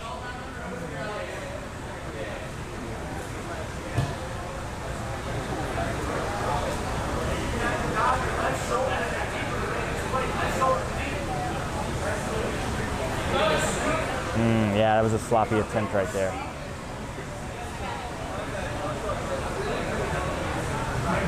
Now, the movement that won David the match was that shoulder crunch. We're seeing him play a little bit more guard, looking for a possible triangle back take attempt here. 4:21 on the clock. Oh, his arms extended. That's a good little triangle attack. He's almost locked it up. He's locked it up. Alex is in trouble.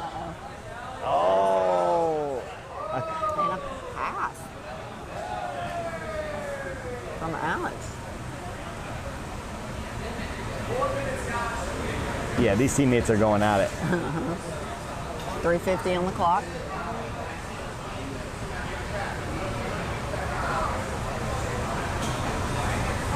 That right elbow in the center line, Dave. Don't give up our back here. Right elbow, friends.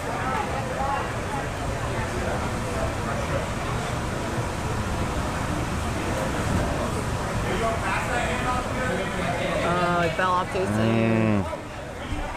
We've seen some sloppy attempts right here. There is sometimes more pressure going against your teammate. Especially if you're used to beating him, you're like, the last thing you want to do, let's say you're the guy that you usually beat, you usually wins. The last thing you want to do is lose when it matters. Yeah.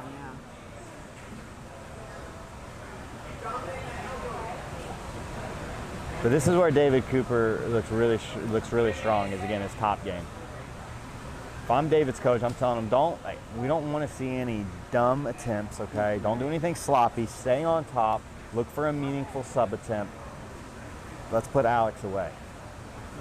Alex is a better mover. He thrives in chaos. When he was creating scrambles, he was the one winning. Right. Yeah. You see, he just creates scrambles. And when he creates scramble, he starts to thrive. Yeah, you're right. David on top, nice, slow, pressure. Yep. Look at that shoulder crunch attempt. Oh, another. Nice. David's got that shoulder crunch in the bag. Very good technique. Oh, he's looking for that straight arm lock.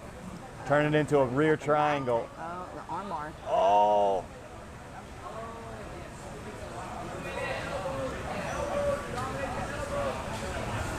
Oh man, he should finish that.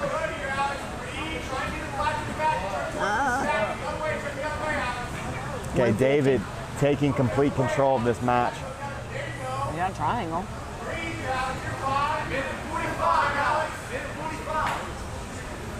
David's got some slick techniques, man.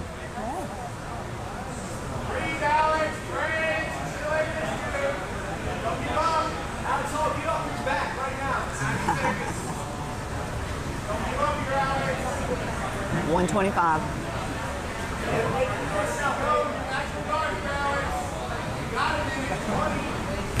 Trying to create a scramble, but Alex Hall seems like he's running out of gas. The steady pace of David Cooper is just a little too much. Oh, that's a good arm lock attempt. Oh, yeah. Does he know? Oh. Dominate it. 49 seconds. He needs to go flat back or follow it up to mount. Yeah, I was going to say, you're not going to finish it to the side like that. Oh, yeah, he's got that. Good job. David Cooper.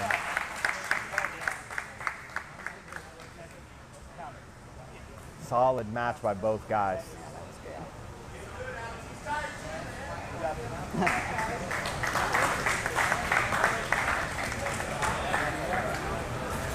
Okay, so we've got David Evers versus Benjamin McGrath. I'm thinking David on this one. Yeah, Benjamin had a good match with Jacob McAlpin, but David versus Dutchie might have been my favorite first round matchup. Yeah, that was a good one.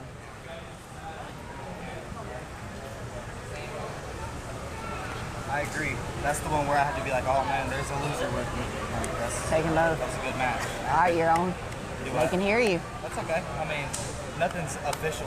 We're talking. Okay. But yeah, that was a fun match. Did you went with, you picked Dutchie, I picked David? I think so. I can't remember. I just picked whoever you didn't pick, just so I can win. But I'm up by one.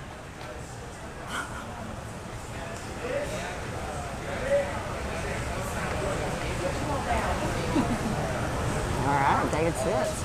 David sits, and he looks like a very strong leg locker. So, That looked, ouch. top.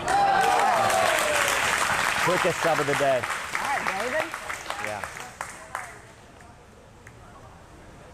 Hey, the quarterfinals are shaping up. All right, Caesar Ocampo and Jonathan Roberts. My God. Upset of the century here. Caesar. Caesar got his hair cut like he likes it. I mean, how cool.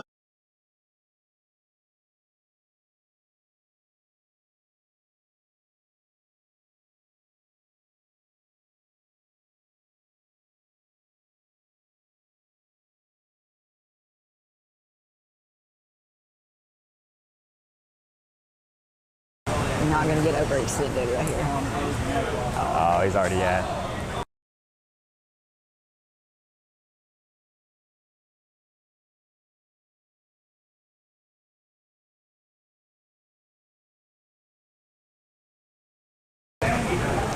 Oh.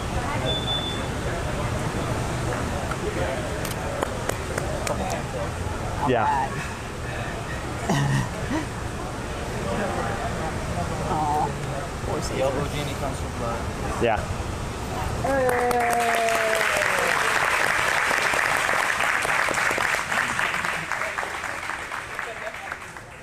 Yeah. Yeah. Jonathan Roberts is a bad man. He don't care. It's your first tournament. He don't care. It's like, is this Caleb McAllister or a white belt? It don't matter. I don't even know. All right. Hey, I was going to make Jonathan, if he killed Caesar, I was going to make him take over Caesar's payments. Hey, I need that card in. Mixed Scrooge, yeah, Mixed Scrooge is coming for you. Gotta get that money somewhere. Yeah, Mixed Scrooge is not having that.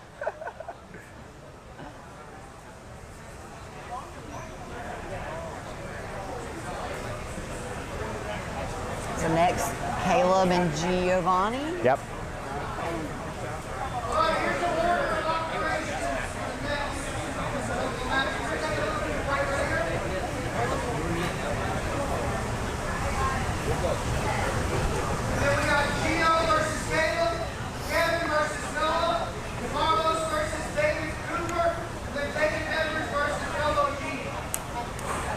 Hey, you guys do not want to leave. This is going to be a really fun quarterfinals, and we will crown a champion today. The first PGF qualifier in Decatur, Alabama. These guys all came out. They put it on the line. We've seen everything today. We've seen leg locks. We've seen people get to put to sleep. We've seen Decisions. Yeah. Really good How matchup. long was that sub? How fast was it? Like 5 seconds. Yeah, okay. Very fast subs. That's Jonathan Roberts. Exactly. All right. So guys, make sure that you're giving to the super chat. Make sure that you're supporting the PGF and the qualifiers financially. Give to that super chat. Womp, womp, womp. New guy from last week. He came to open the map. He's on the roster. He signed up last week. No, he doesn't. I didn't sign up. I just got the schedule. Oh, I got you. Oh, okay. So you just visited with her. Okay, cool. Yeah, Nice. I just came in here today thinking it was open mat, but I guess it is. Oh yeah, we got this tournament going on, so yeah, you're welcome to sit and watch. Yeah.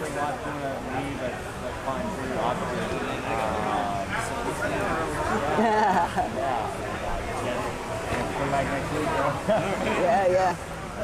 All right, and guys, make sure that you are joining the YouTube channel. Become a member. You'll get custom emojis and exclusive videos, but you have to join on a desktop. The button will be on a desktop underneath the video. And guys, make sure that you're following the I don't bracket know why with us on public would do pgfhome.com. It is updated live. Shockingly. And the last thing that I would like to go over is that I'm winning.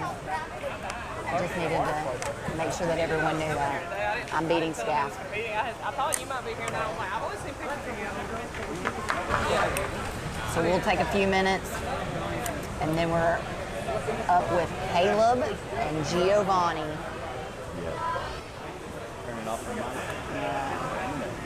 Yeah, I need to go to the restroom. Well, there's probably a line.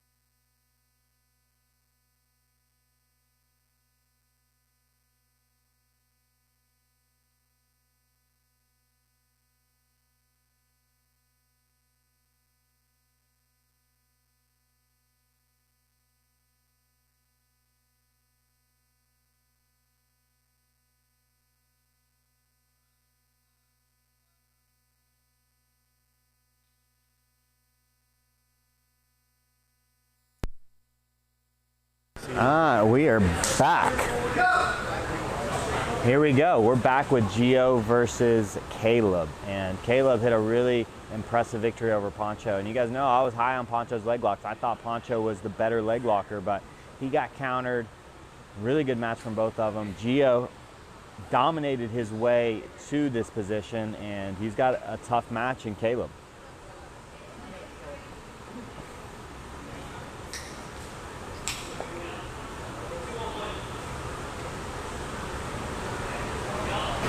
Yeah, sure. Okay. See Gio pull guard. Okay. Yeah. It's got the overhook.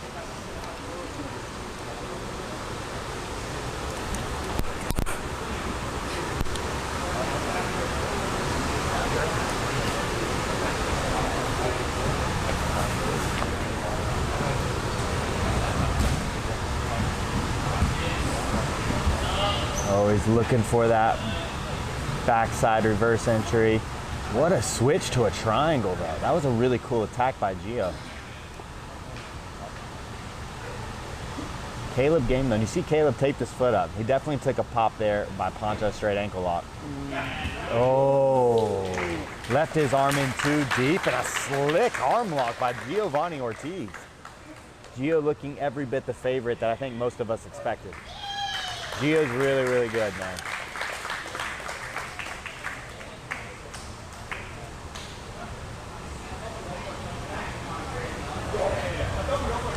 When y'all go tell Isaac to move, I can't see the clock.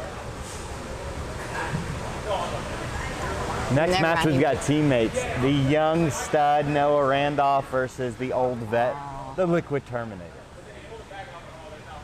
It's so cool that we've got two guys in next season. Because Kevin's going to be in, right? He did the first two seasons. Yeah, he's 100% in. He could have been terrible today, and he still would have got in. I mean, he's a PGF vet. He's established, you know. He had a great season 1 and season 2. How sad is he going to be when we do the female season and he can't do it? Lindsay, it's 2021. Okay, he's just going to identify. We saw that weightlifter, the Australian weightlifter. That was New Zealand. Hey. Oh, yeah, Right? New Zealand. There we go. Yeah, New Zealand. I'm not happy about that, guys. Yeah, hey, guys. This is, welcome, meet Caitlin Primo.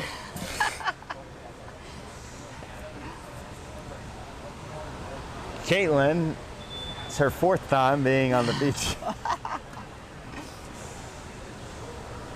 I wouldn't put it past Caitlin. Shoot, honestly, Elijah's probably more likely to become, Yeah. You're right. Eliza I thought Carlton. he was supposed to be here today. I guess he got caught up. He asked Brandon if he could be here and heckle from the crowd. That would have been awesome. Ooh, nice little pull right there by Kevin. Okay, Kevin with us. He's already in on a straight ankle lock. Really good job, though. I'd release that straight ankle lock attempt and I'd look to pass. Okay, Kevin's no best go. leg locks are his straight ankle and knee He's bar. got a very strange grip and, okay, there we go.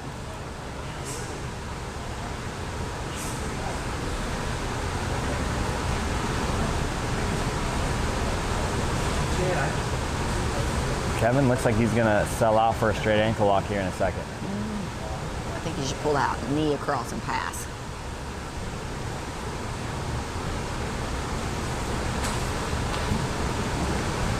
Oh, watch out for the triangle.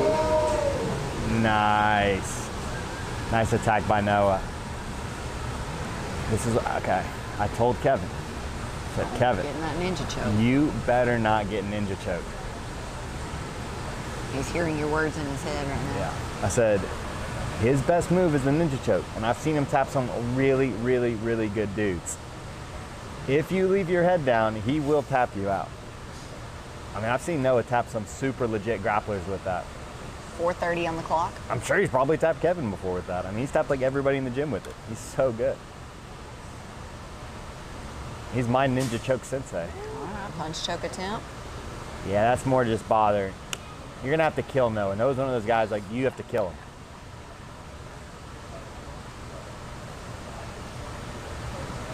He's doing a good job framing.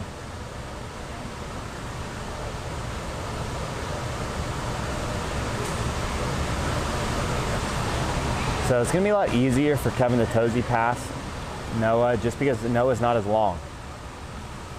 Noah though, I say that, he's locking up a body triangle. The body triangle is how you stop the Tozy pass. But Kevin almost has the angle already that he wants. Like if he just. Yeah, he's Noah's forcing leg's it. just not quite long enough. You see, he's trying to lock that body triangle up. It's just a little too loose.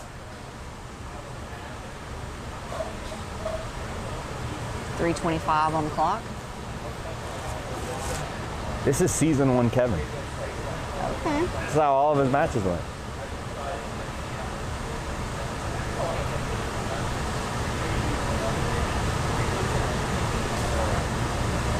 Did you give Kevin any other advice besides don't get ninja choked?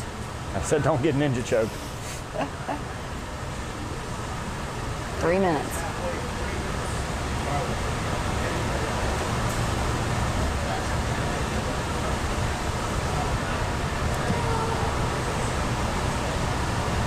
All right, so previously we saw Noah throwing a lot of attacks from his guard. That's the Kevin. You see how forward Yeah. Kevin is? That's one of the big advantages of playing the Tozy style passing is you're so high up, you dominate all the space, and you see Noah can't even lift his hips. And so while it doesn't look like Kevin's doing much, he is dominating the closed guard spaces.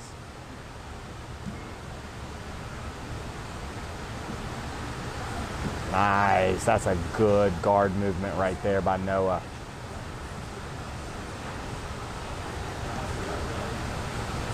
.210 on the clock. See, I think this is a mistake for Noah. Noah needs to open up and be more exciting.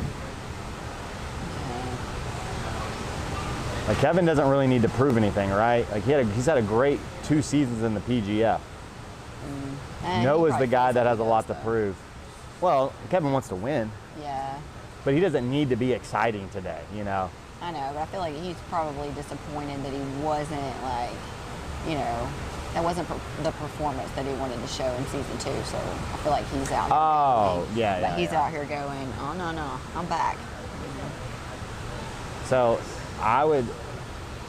I'm just such a big fan of just standing up in the closed guard. If you get swept, you get swept, but it forces your opponent at least to move on. But Kevin passes on the knees, and it's just super difficult. But if I'm Noah, again, I'm thinking about opening up.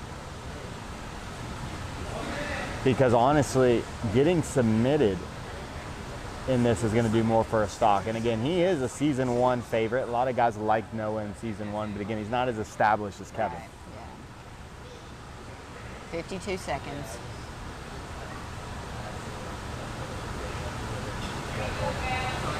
He opens up, step over with that left. Yeah, and here comes the pass. This is Kevin. This is typical Kevin. 4 or 5 minutes of passing. Yeah. Oh, but Noah's got the my ninja choke. gosh. Noah's got that. Noah's got Oh my that. gosh, That's we got super deep. 27 seconds. Kevin might go to sleep here. This is the most. readjust. I mean, Kevin might go to sleep. yeah. Kevin's driving. I'm giving this match to Noah now. That's the most significant movement. Okay.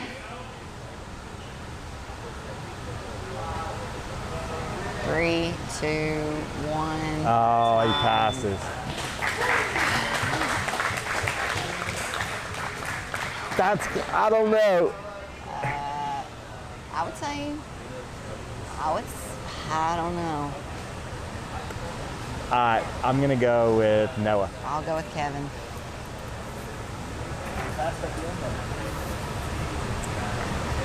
I hear you.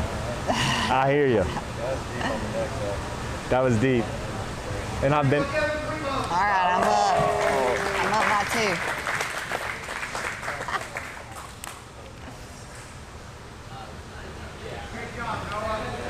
2. see, I'm choosing offense. Oh, it's going to be tough. I'm not going to be able to come back. I'm glad we didn't really make a bet. No, we said we were going to decide. Remember? I was joking about that. You know, I'm always joking about betting, Lindsay. Sure. Isn't it enough? Just, okay. Knowing that say- I won, yes. What if I say on air that you're awesome? They already know. So. Yeah, but the new viewers don't know. We can just leave it at me winning. That's So good we've enough got for the me. semifinal set. We've got Giovanni Ortiz who subbed his way there, and Kevin who's had 3 grinding matches. Kevin hasn't had an easy day. All right. Carlos Andres and David Cooper. I would say of everybody, that Carlos and David Evers are the 2 guys that are really making like a strong case to be included into the season. Okay, yeah. You know, besides again, like Noah and Kevin, they're former PGF guys. Of course, they've got a leg up. Yeah. So I wonder how many guys they're taking for the season. 16. Okay. So there's going to be 5 qualifier winners and then 11 selections. Okay. It's a lot of opportunities. Oh, pretty. Yeah, Carlos is a fan favorite. Okay.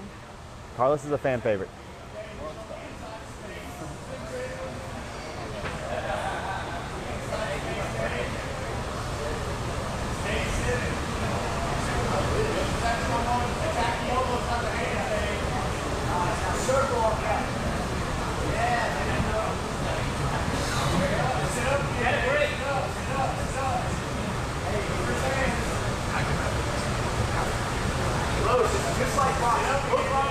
You got to be really careful. You got to be really careful about Carlos's backstep. We saw him hit that last second submission in his last match. You cannot get drawn in. He's like a little serpent, right? Just going side to side, but he is ready to strike at any time.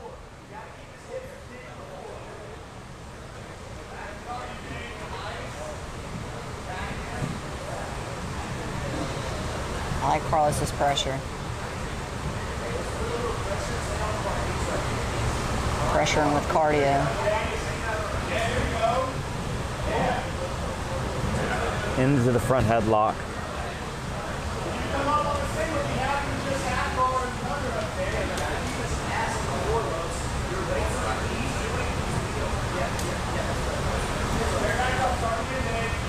.410.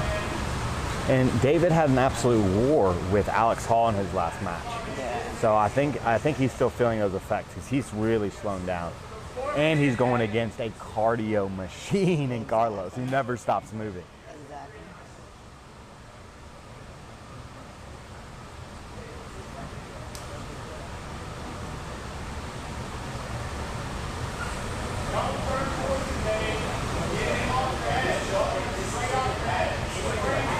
.338 on the clock. Oh, he's looking for this guillotine. That's a great setup. His head's already turned. Oh, and he pops out. I like Carlos's game. Yeah, dude. Heavy wrestling with submission attempts. Sign me up for that all day. Sounds a lot like your game. Lots of wrestling. Wrestling? I'm a butt scooter. Really? Yeah. I'm sure it would surprise everyone to know that, but yes. You're working on some wrestling, though. Maybe you'll be a wrestler one day. You know, I don't want to like talk about all the colleges that are calling me right now. You still have some eligibility left? I think I do. But I'm a professional grappler, so I couldn't do it. Oh, okay. You know. Right.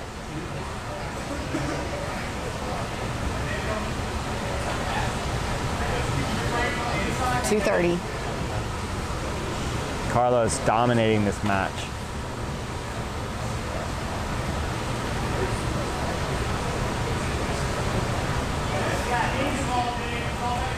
He's looking for that neck crank. He's going to get that. He gets the tap. Really good. That's just a straight neck crank.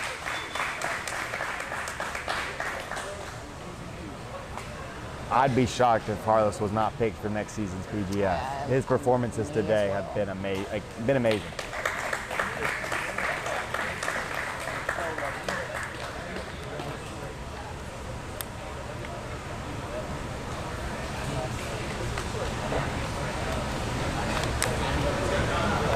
David Evers and Jonathan Roberts.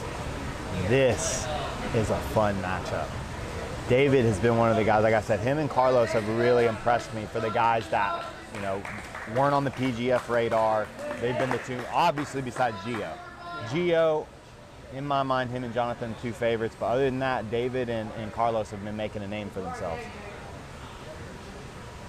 Watch the posture. Jonathan right in, David into his favorite guard. And he's coming in on a leg. He's already got.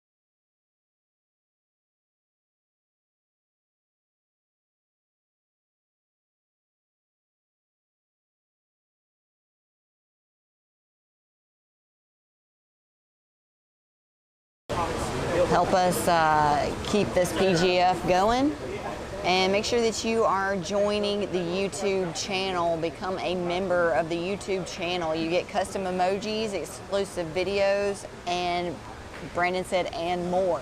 I don't know what that's going to entail, but you have to use a desktop to join or become a member of the YouTube channel, and the join button should be under the video. And again, make sure that you are going to pgfhome.com and following us on that live bracket.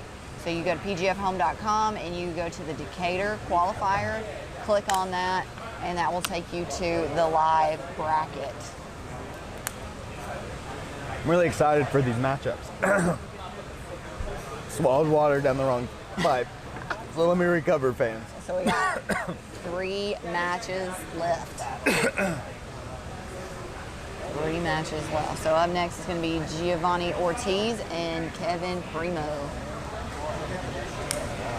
This is a perfect style matchup. We've got Kevin coming out, going to try and pass Giovanni Ortiz. Kevin needs to be very aware of the triangle arm lock attempts. You hear my voice? It hasn't quite recovered. Have you ever lost your voice? No. Never? I don't think so. Here we go. I'm back, people. All right. And we see Gio standing up. Maybe he saw Kevin's pressure and was like, I don't know, let's test him on the feet.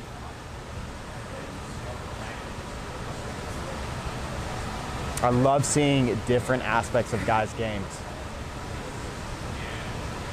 Kevin needs to be very careful. Oh, I thought you just need him in the face. Oh!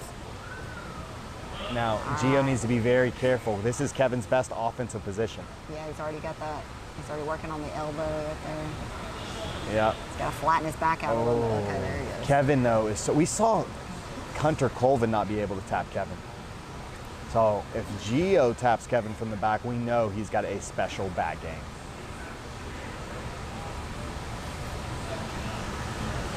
But that was beautiful, man. Really nice stuff by Gio. Kevin looking to trap that arm. You can see Gio's aware though. I mean, he's such a good black belt.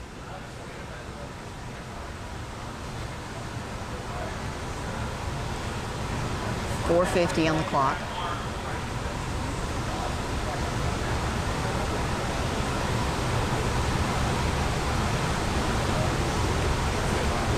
He's looking for a rear triangle. Yeah, Kevin's doing a good job defending though.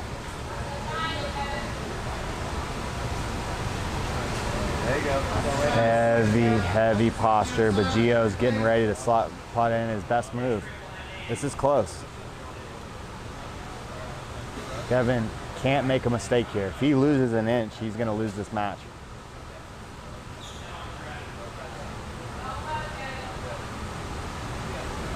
Nice job by Kevin. That was a great job. And now his head's to the mat. Gio's going to need to come up on top. 4 minutes. Really good defense, but man, Gio's a stud.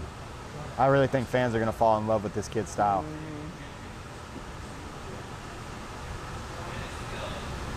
It's a great switch. Uses the arm triangle to retake the back, but I think Kevin's now very aware of Gio's attacks. He knows he's got to watch out for that back triangle. Okay. Nice job, Kevin. Oh, careful. That was a great job. Beautiful defense. Nice job. Kevin. But Gio is heavily up on the scoreboard. Heavily up on the scoreboard. Kevin's going to need to make something happen.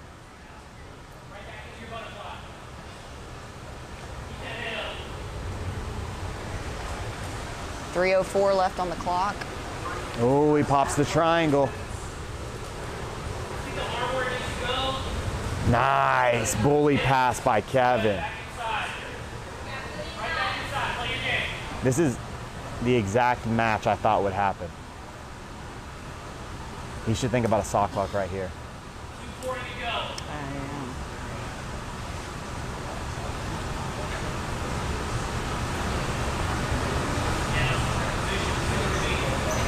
Kevin's got 2:30 to make something happen, and he really needs to get a finish.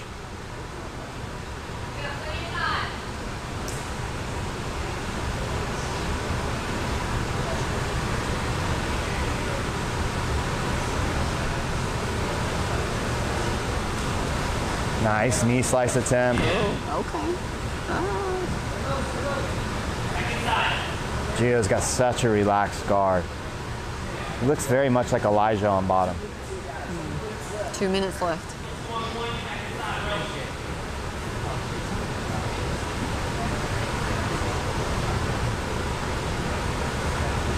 There's 2 minutes left.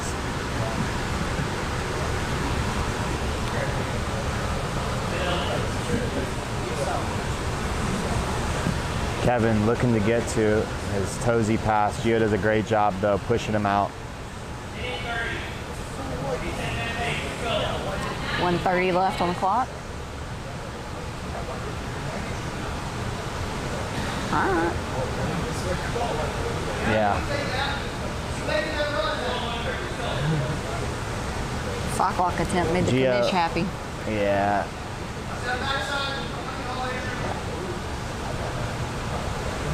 Kevin's so heavy and so hard to move. He's going to be a handful at this weight class. 1 minute. You hear, it's not good when the judge tells you need to sell out. Yeah. So you know that you're about to lose a decision if you don't make something happen. Right. Or you're going against a competitive black belt, which, I mean, Kevin's done a great job so far. Go up there. Nice, that was a good counter. You see Gio go for that corkscrew. Kevin has to respect it.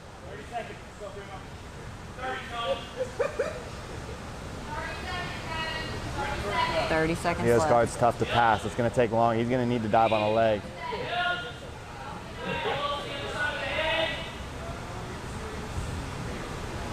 $20 seconds. That's a nice shoulder crutch attempt by Gio. Kevin, though, does a great job defending. There's 15 seconds. There's 10 seconds. 5. On the back. Time.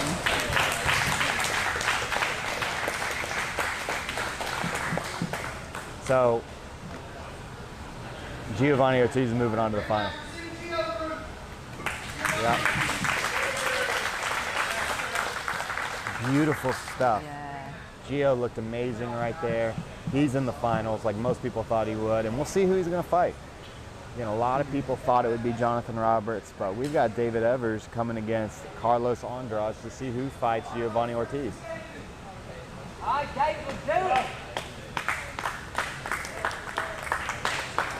Should be A little interesting. skip. David always does a little skippity hop getting out on the mat. This should be interesting.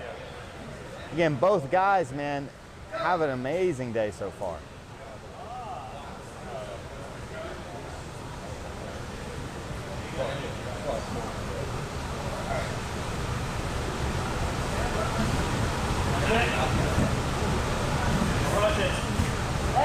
Nice, he's already in on a leg. He's looking for that heel, and he gets the tap. Quick heel hit. And we're gonna see David Evers versus Giovanni Ortiz in the final. So David looking like a savage leg lock. Yes. Quick submissions. So that really shows, okay, so let's go back to the match with Dutchy. Okay. That shows, I mean, Dutchy now is a real candidate Yeah. to be included because he gave David easily right. the That was a hardest round. decision, right? Yeah. And I chose David, you chose Dutchy, I think. Okay. So, I mean, it was a split victory, or split decision in my opinion. Yeah.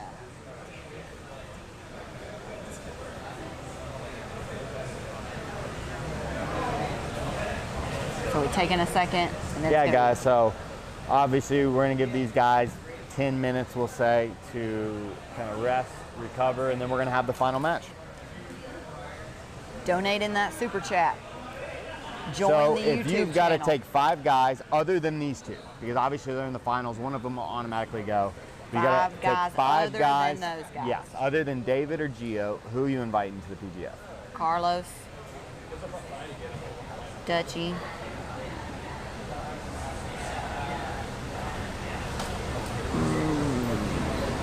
Jonathan Roberts. That's 3. Okay, I got 2 more. Ooh, so I want Poncho. I kind of want Marcus in there too. Poncho. So you think Kevin should go, huh? Okay, I'm gonna go with Poncho and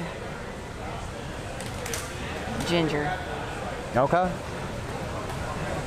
So I'm going to go with Carlos. Okay. I'm going to go with Marcus Elkins. Okay. So you get a rectangle. I'm going to go with You did this one too. Noah.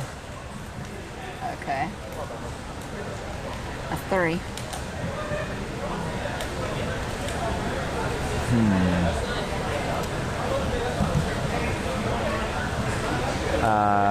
Poncho. Okay. And Kevin. All right. So you took Kevin and Noah, and I took Dutchy. Wait, you didn't say Jonathan Roberts? 1, 2, 3. He's, 1, 2, 3, 4. No. yeah. Oh yeah, I forgot about Jonathan. Obviously, but Jonathan's like, in my opinion, obviously. Yeah. 8. Huh? So we're gonna do a 3rd place match. Kevin versus Carlos. Okay.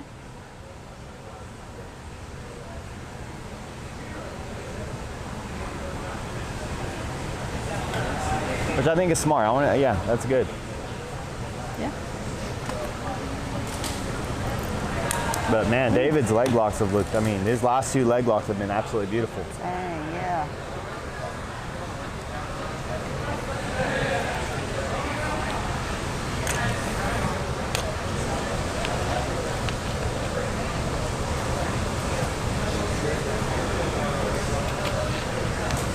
Kevin had a great match against Giovanni. Giovanni just was a little bit better. Yeah. So did he sub everybody? Giovanni? Sub. Except Kevin. Sub. Yeah, he didn't sub Sub. Kevin. Yeah, armbar. He beat Josh with a triangle armbar, and he beat Corey with a. Can't remember what he beat Corey with.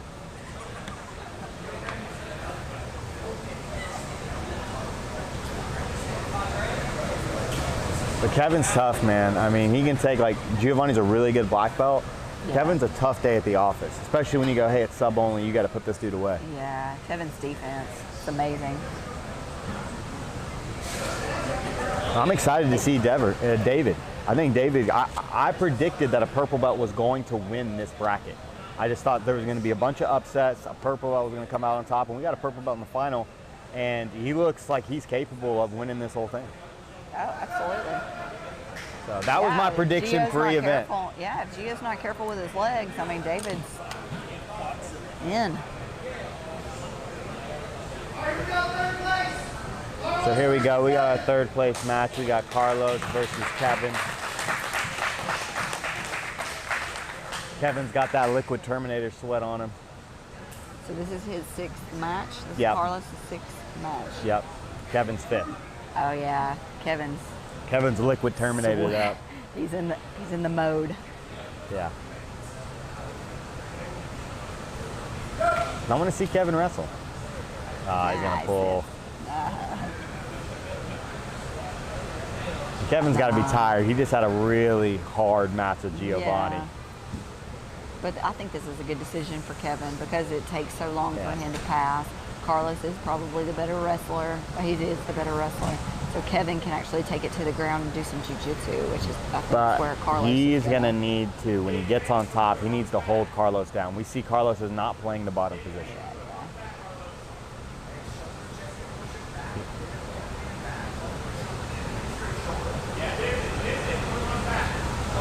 520. Big size difference here too. Yeah. But that hasn't affected Carlos in any of his other matches.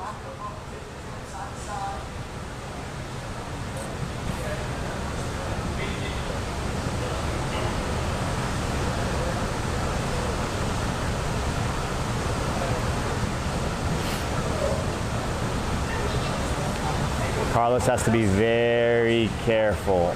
Has to be very careful with his arms. We all know Kevin's got super sneaky arm lock attempts. You see Kevin. This isn't what's really difficult with a guy like Carlos. Carlos isn't going to commit in until he has a really good position. Well, that might lose him third place. If he's standing outside stalling. Yeah.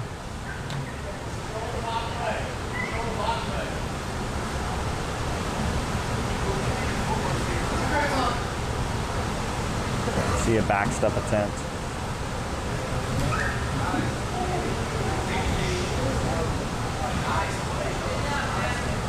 Two good attempts right there. Carlos jumping on the head, trying to backstep.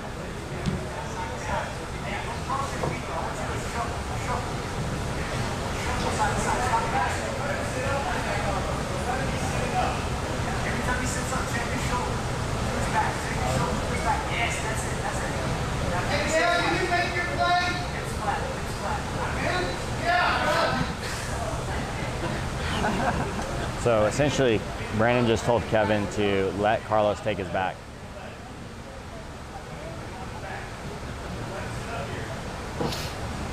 That's what that meant.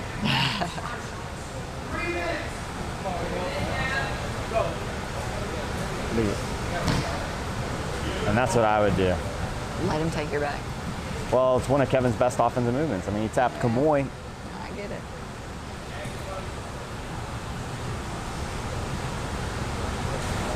Because it's so hard to get a hold of a guy like Carlos. You might as well just let him get, hey, you want to take my back, take my back. Here's a good position. Yeah.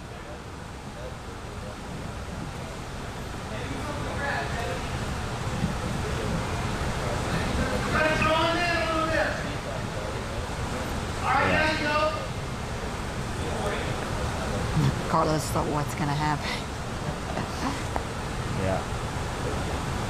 See. Feel that free, you gotta shake our hips side to side. Yeah, here's where it's going to be. But you see, Carlos isn't even putting his arms in. Kevin laughing. Yeah. That's just he's aware of what Kevin's good at. 2:15. So Kevin's going to have to go after him. Yeah, Carlos has had a couple attempts. But a lot of stalling. Because this is stalling. Like, you're going against the guys like letting you, like if Kevin let me take his back, I'm 100% taking his back. Yes. You know?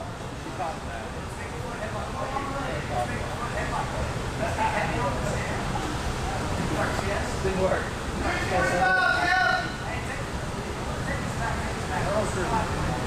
Oh, Matt Elkins is telling him not to take the back, is it? Yeah. I mean, this is a tough one to call. Good. But that's the problem with Carlos.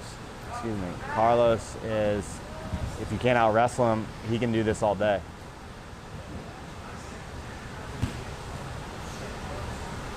$115.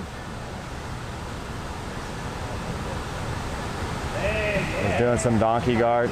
That's on Elijah Carlton. All right, he's down. Doesn't want to engage, Kevin.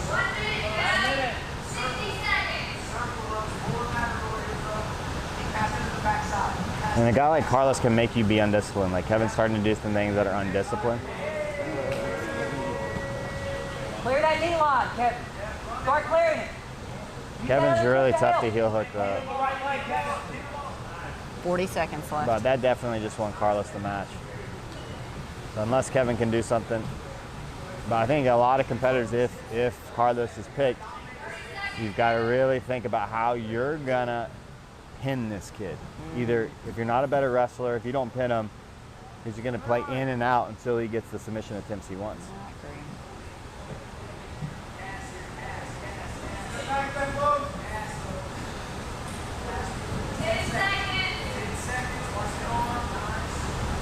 Yeah, and Kevin's movements are really hard because it's so sweaty. Time. So,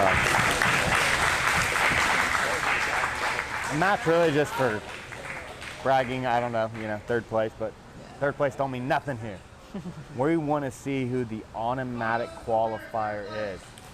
So Carlos wins, third place, awesome performance all day. Excellent job, Carlos.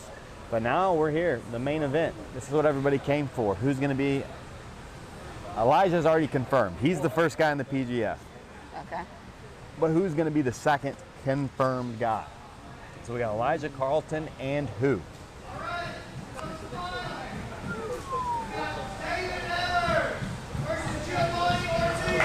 gonna make a prediction?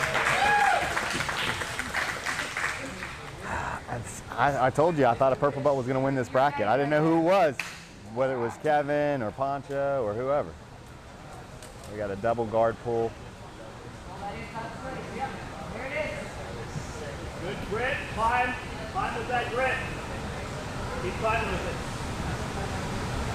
Giovanni moving his hips backwards. His whole leg comes with Yeah. him to escape that knee line. Yeah, and David, he's got decent passing, but he definitely feels more comfortable attacking the legs from the bottom position. There it is. Like that. Giovanni nice and calm. Yeah.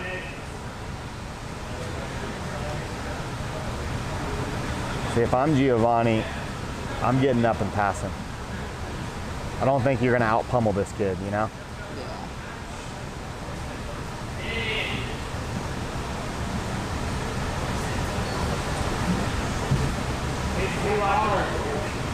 He's already got the knee line free. But again, these are all counting up, They're all adding up into the judge's mind, Like each time he gets and you see Gio will have to roll away or have to back away, that's just a little bit of a point to David. Yeah. David's attacking. Giovanni's trying to escape the legs.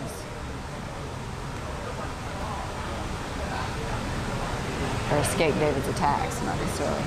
Yeah, if I'm Escaping Gio, inches. I'm going to use my standing passing, going side to side. He's in this headquarters position.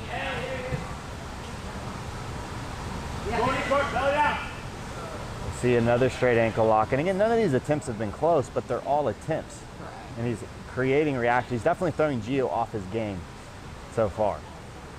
But we still got 4 minutes left.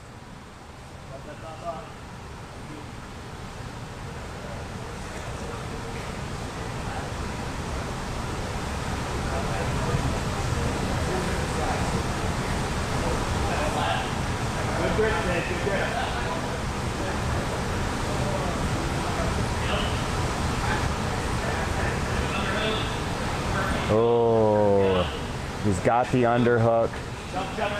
This is what Gio needed. Yeah, pommel over the top of the leg entanglement here.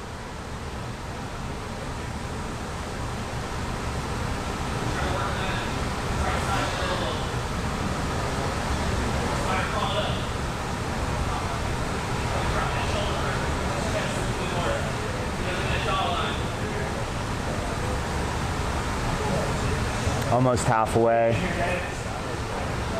This control time starting to add up for Gio.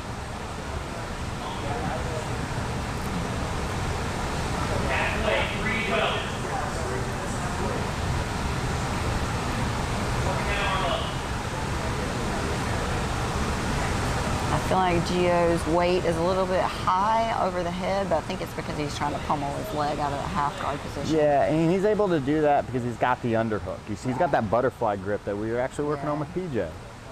And so that's stopping the extension, and so he's able to ride up a little bit higher.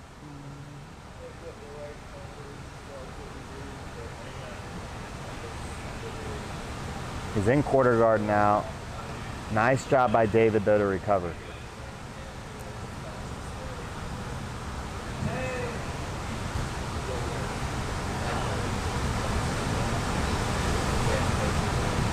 You see Gio getting a little more comfortable. He's felt a couple of the leg attempts, getting a little more comfortable attacking the guard.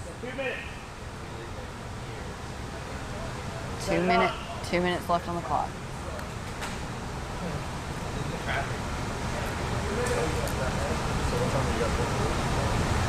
He's got a good passing position.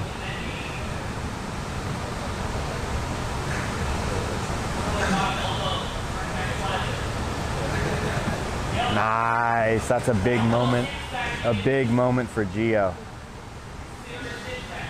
And so you saw David clearly in control the first 2 minutes, but these last 2.5 have been Gio's. Gio, though, hasn't attempted an offensive movement, but none of David's offensive movements were very close. So I think the edge right now has to be in Gio's favor, especially as we see the final minute and 20 unfold. So he doesn't necessarily have an underhook right there, but he's got the elbow, that control on that far side. Yeah, he's got a really good crossface. But David's, he's a very good fundamental grappler. I love his game. I really like David's game. He's a good grappler.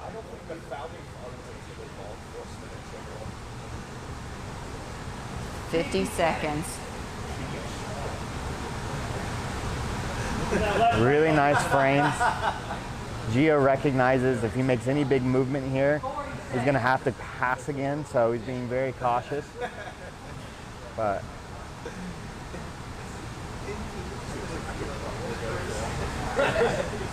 I like that angle on the so in hips my there. mind now, David needs one more submit. Like he needs to find a way to get a submission attempt. That's pretty. Yeah, he needs to find a way to get on the legs. 15 seconds. Especially knowing Brandon and how much he likes like mount and stuff. Like 10 seconds, Dave. Big bump. Let's go.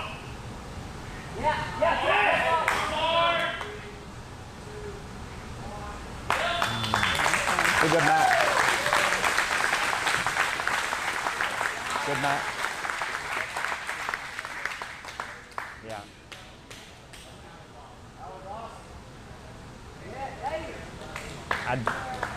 I definitely give the decision to Gio, but man, David had an incredible day, and he looked amazing.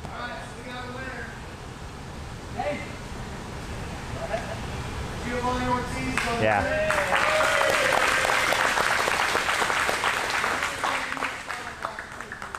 All right, so David gets an invitation as well. Oh, yeah.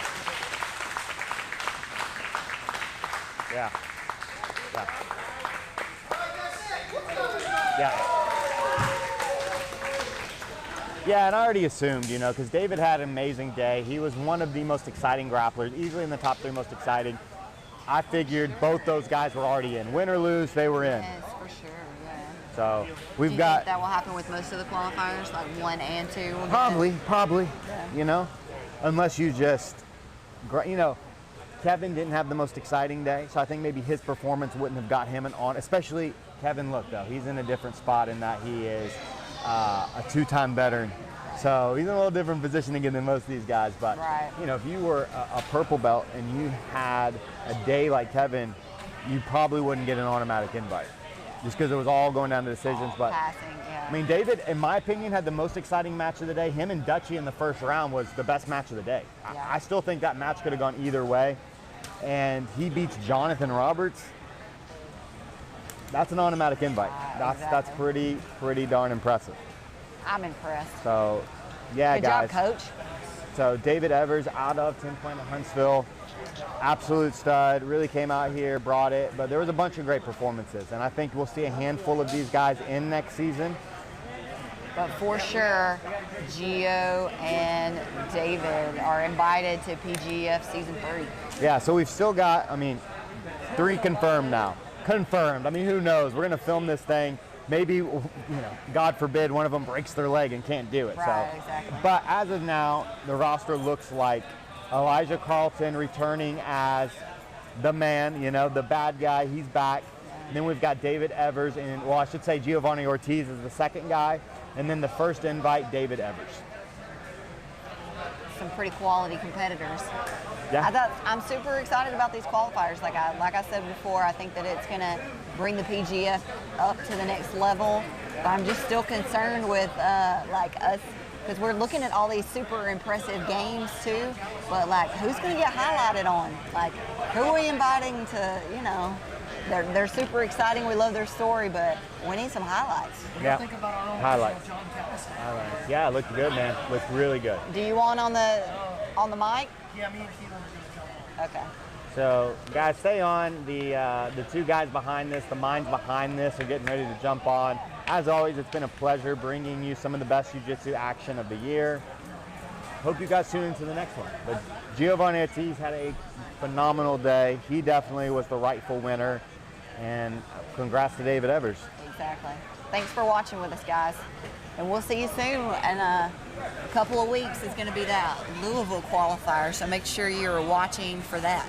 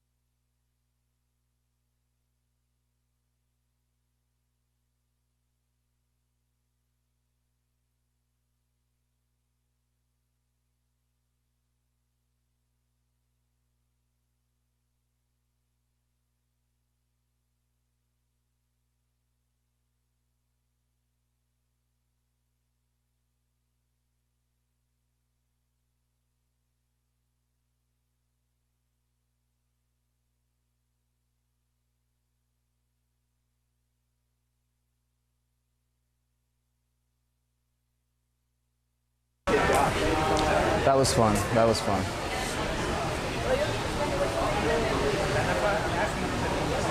Well, yeah, I like it when there's no overtime. I hate the overtime. Because again, then Gio just like train overtime for like months and just like stall for 5 Brandon is taking pictures with people. So if you're still here in the stream, I'm thinking specifically. he will be here momentarily. Guys, there were some great matches here. Giovanni Ortiz with the win.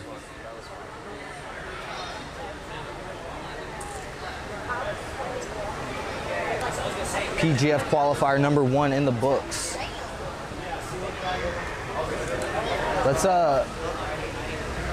Let's see some chat, man. What'd y'all think? Did y'all expect Gio to get the win? Was there some upsets? What'd y'all think about David and his leg locks? He had a big upset over the elbow genie. I know that was pretty crazy.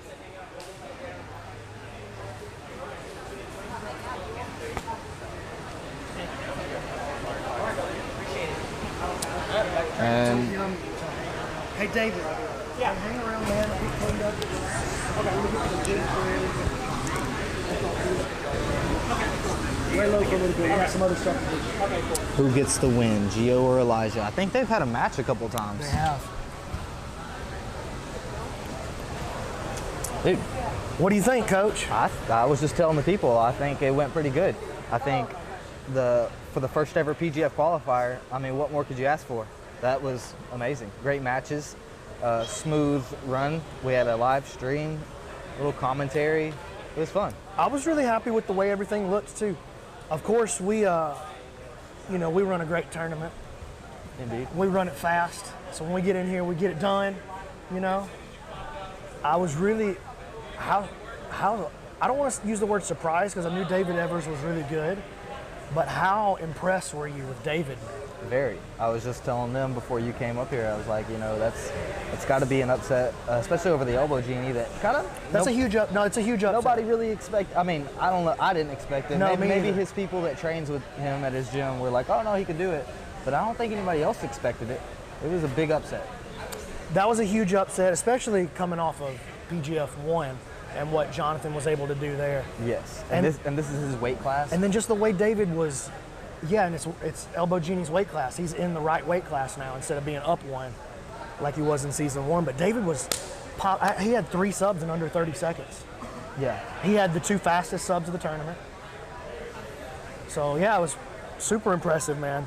And then of course Giovanni, I think Gio was probably the favorite coming in for, I don't want to say most people, a lot of people kind of had Elbow Genie penciled in right there too. Right. But I think most everybody had Elbow Genie and Giovanni in the final. But David Evers, man. So we gave away 2 roster spots today. Yeah, so we're officially. Official roster spots for PGF. The first and second 3. place dude, Gio and David Evers, right? Yeah, and we may pull more out of this bracket as well. There were some other exciting guys. I really liked Caleb Nepley. I thought he was exciting. There were a couple of exciting guys, man. I thought Dutchie was exciting, even though he lost that round 1 match to David Evers. Yeah, you think so? I thought it was a split decision. Yeah, well, we didn't know which way to go with it over there. I thought David won the first 3, Dutchie won the last 1. Yeah, you could definitely make that argument. It makes you wonder what Dutchie would have done if he'd have stayed in the bracket, so. Yeah. Yeah. Definitely super exciting. Yeah, there was a couple people that I would definitely like to see back in here. I think we'll go through the rest of the qualifiers so we know who we have to pick from, and then we'll be kind of looking at what happened, and we'll just take from there. There was definitely some losers today that were really good, that had some great showings, so yeah. Well, I mean, Elbow Genie was amazing today. As always. Yeah, I feel like Kevin was really strong. Great. Noah Randolph, actually. Noah looked great. Super improved over season 1, right? Yeah. So, yeah, we got a lot to gnaw on, as they say. For sure. I don't think anybody says that, actually. You said now it. that I think about it. You said it. Well, I'll say it. All right, what do you think, dude? Man, yeah, just reading a couple of the comments. Gio was the expected person to win. They were asking, is it going to be different between him and Elijah this time? Yeah, I don't know, man. Let's pull Gio over here and talk to him a little bit. Yeah, I know. Just talking to Elijah the other day on the Around the Mat, he said that he rolled with Gio pretty recently, you know, because he's had some matches with him in competition. But their last roll recently, Elijah was just nothing but praise for Gio. Yeah. He's like, oh, he's gotten a lot better. So yeah, that could be exciting. Somebody's looking for Seth, but I don't think Seth's able to make 170. Is he not? I bet he could. Maybe. Tall Seth? Yeah. Or Seth? Not without a pretty good cut, though.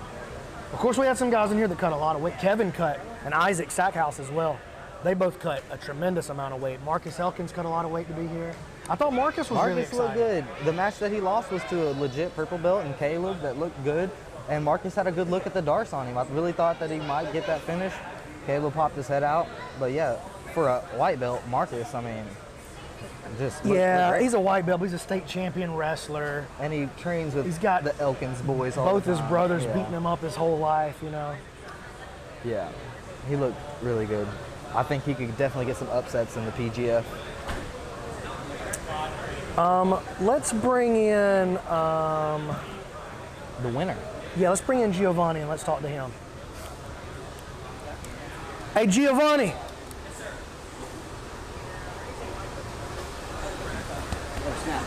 Jump on.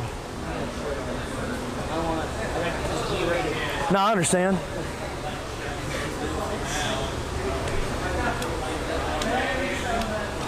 It's going to be hard to mic him up without a shirt. Say what? Oh, shirt coming.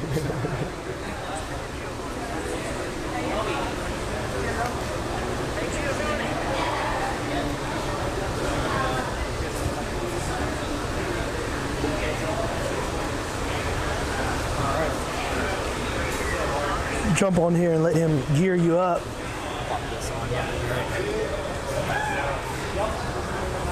Hey, congrats, dude. I appreciate it, brother. Thank What a you. performance, man. Thank you. How you feel? I feel great, man. I think this is like the best performance I've had in like things that I've been. You want to come sit in his lap right here? Come here. Like performance-wise, I think this was probably the best that I've done in a while. Just because there's things that I've been working on in the gym and I haven't been able to apply it in competition. So this actually gave me the opportunity to come out here and kind of display what I've been working on and things like that. So I'm just gonna look back at the video now for what I did wrong and see what I need to work on next. So Yeah.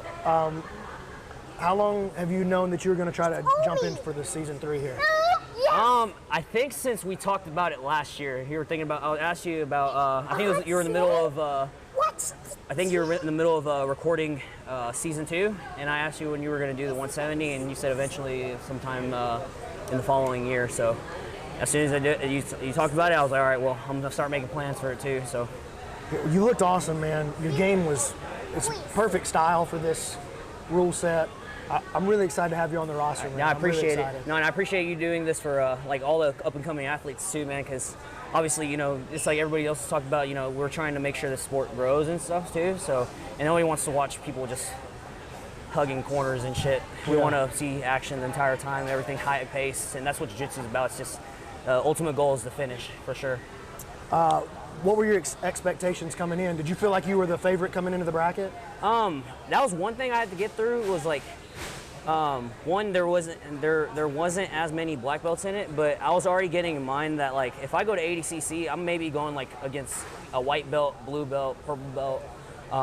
It doesn't matter what rank they are. I'm gonna end up going against someone like that. So I felt like going into this, regardless of rank, I knew everybody was probably gonna end up being a challenge, and so I just came in here with the expectations that I was just gonna come in here and attack the entire time. I think that's the right play, man. Really, one of my favorite things about the way that we set this up, the way we set the PGF up, is that it is open rank, and so it gives an opportunity for like today, Noah, the young blue belt, he beat a brown belt today. Yeah. You know what I mean? And then David, purple belt, he tapped a black belt. Yeah. You know, in under 30 seconds, and you're just not going to see opportunity. People like to see that 12 seed beat the 5 seed in the NCAA tournament, you know, and so plus gives us opportunity to get finishes, Absolutely. man, which I you know, that's what the people want to see. Yeah. So. And I especially love this rule set, just like I was mentioning before, just because it kills the whole idea of like stalling the entire time and everything. So I like the idea of just attacking the entire time and keep everybody moving. So it's awesome. You like the 6-minute time limit? I think it pushes the pace from where like if you set like a 10-minute clock, everybody can still kind of set their pace a little bit more. Where 6 minutes, man, like you're just getting started, like you're just trying to set the pace in most matches. But with this, I mean, obviously you gotta attack. Yeah. And you gotta get moving the entire time. Yeah. Well, listen, man, you got any sponsors or anybody you want to shout out? I do want to shout out to begin with Elemental Labs. I mean, you guys supply some awesome electrolyte supplements. If you guys don't know about Elemental Labs, you guys go check them out on their website. They sell a lot of good shit, so check that out. Another thing too, my teammates back at One Nation, everybody, my professor Cliff Fonseca, for believing in me throughout my whole journey, and all my friends that are watching back home, and thank you guys for supporting me. It's just a beginning. So, anybody in particular that you're looking forward to getting your hands on in PGF? Man, we'll see. We'll see when I get there. But for sure, I'm looking forward to moving around with Elijah again. He's always been a really tough match. He's a huge challenge for me. So, and I'm pretty sure there's more guys on the roster too that are going to be challenging as well. So I'm looking forward to all of that. Thank you so much, Gio. Yeah, man. Appreciate it. Hang around for a little bit. We'll get some pictures, a couple of videos and stuff like that. All right. Just drop that mic, and I'm going to bring David in. Hey, Dave, you want to jump on camera with me here? Yeah, sure. Thanks, Brendan. So just clip that to your shirt right there.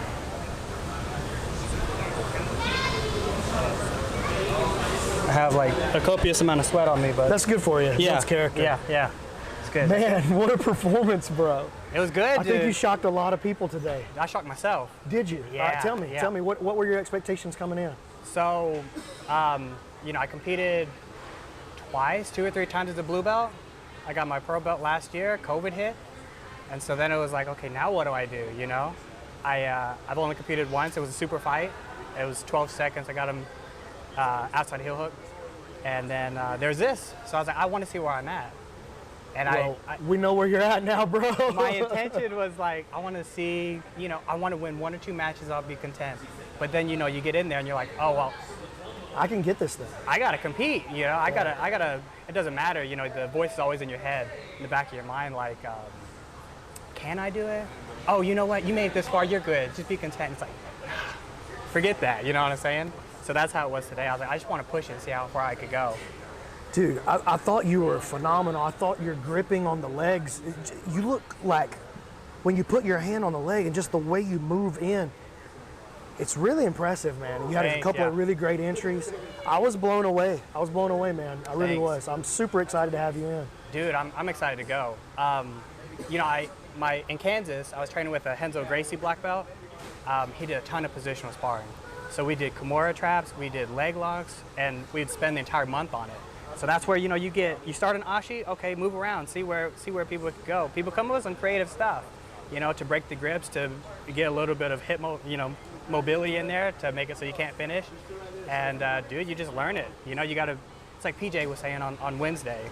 He said, you have to have those conversations. Yeah. So you gotta play it out and see where you're at, Well, man, it was a really beautiful performance, man. Thank you. I'm super excited to see what you do during the season. I think you're gonna make some people real sad, man. I think you made some people real sad today. You had a big upset against Jonathan Roberts against the Elbow Genie. Yeah. Tell me what you were thinking coming into that match. What do I have to lose? And I'm just gonna play my game and see what opportunities present themselves. I actually thought about it afterwards. I got him. It was like inside senkaku. I got the inside heel hook. He started to escape. I grabbed his far leg, like the free leg. I started bringing it in. I got the inside heel hook. And then I was like, oh, this is hurt leg. Who knows? Who knows, man? Bump that. But it was just what was there. Yeah, that's the right move. I mean, it's a competition, you know what I mean? Yeah. So he had a knee brace on. I was like, oh, man. He knows what he's getting himself into. And so did you, Yeah. That's what you sign up for. But I thought it was a masterful performance, man. Thank a you really so much. masterful performance. Thank you. I'm beyond impressed, man. Thank you so much. I'm really looking forward to having you on this season. I'm looking forward to it. Thanks, Dave. Thank Hang you so around much. for a little bit. I want to get some pictures, Okay. a couple of videos. Okay, I got you. All right, thanks, man. Thank you. All right, guys, I think that's going to do it for the broadcast. Appreciate everybody jumping in with us. we had a great time. Everything went really well. I think for the first qualifier, that's as good as we could have asked for. So 34-man bracket. We're looking to put people in Louisville on July the 10th. Go to pgfhome.com. We're going to, where else are we going? We're going Louisville July 10th. We're going to the moon, Dogecoin. to the moon, Alice. Yeah, we're going Jacksonville. What's the date on the Jacksonville? September, I think, is Jacksonville. September 11th in Jacksonville. And then I know we're doing Atlanta. We just added one, Fort Myers. qualifier on the beach, July 24th in Fort Myers, Florida. So we don't even have that one up on the website, but that should be up by the end of the day. And yeah, any last words, Coach? Oh, you're welcome, people, for the amazing jiu-jitsu content. Yeah, and thanks to everybody that jumped in on the super chat and thank y'all joining so with the much. memberships. For real, thank y'all. So thank you guys so much. That's it. PGF Qualifier 1 in the books.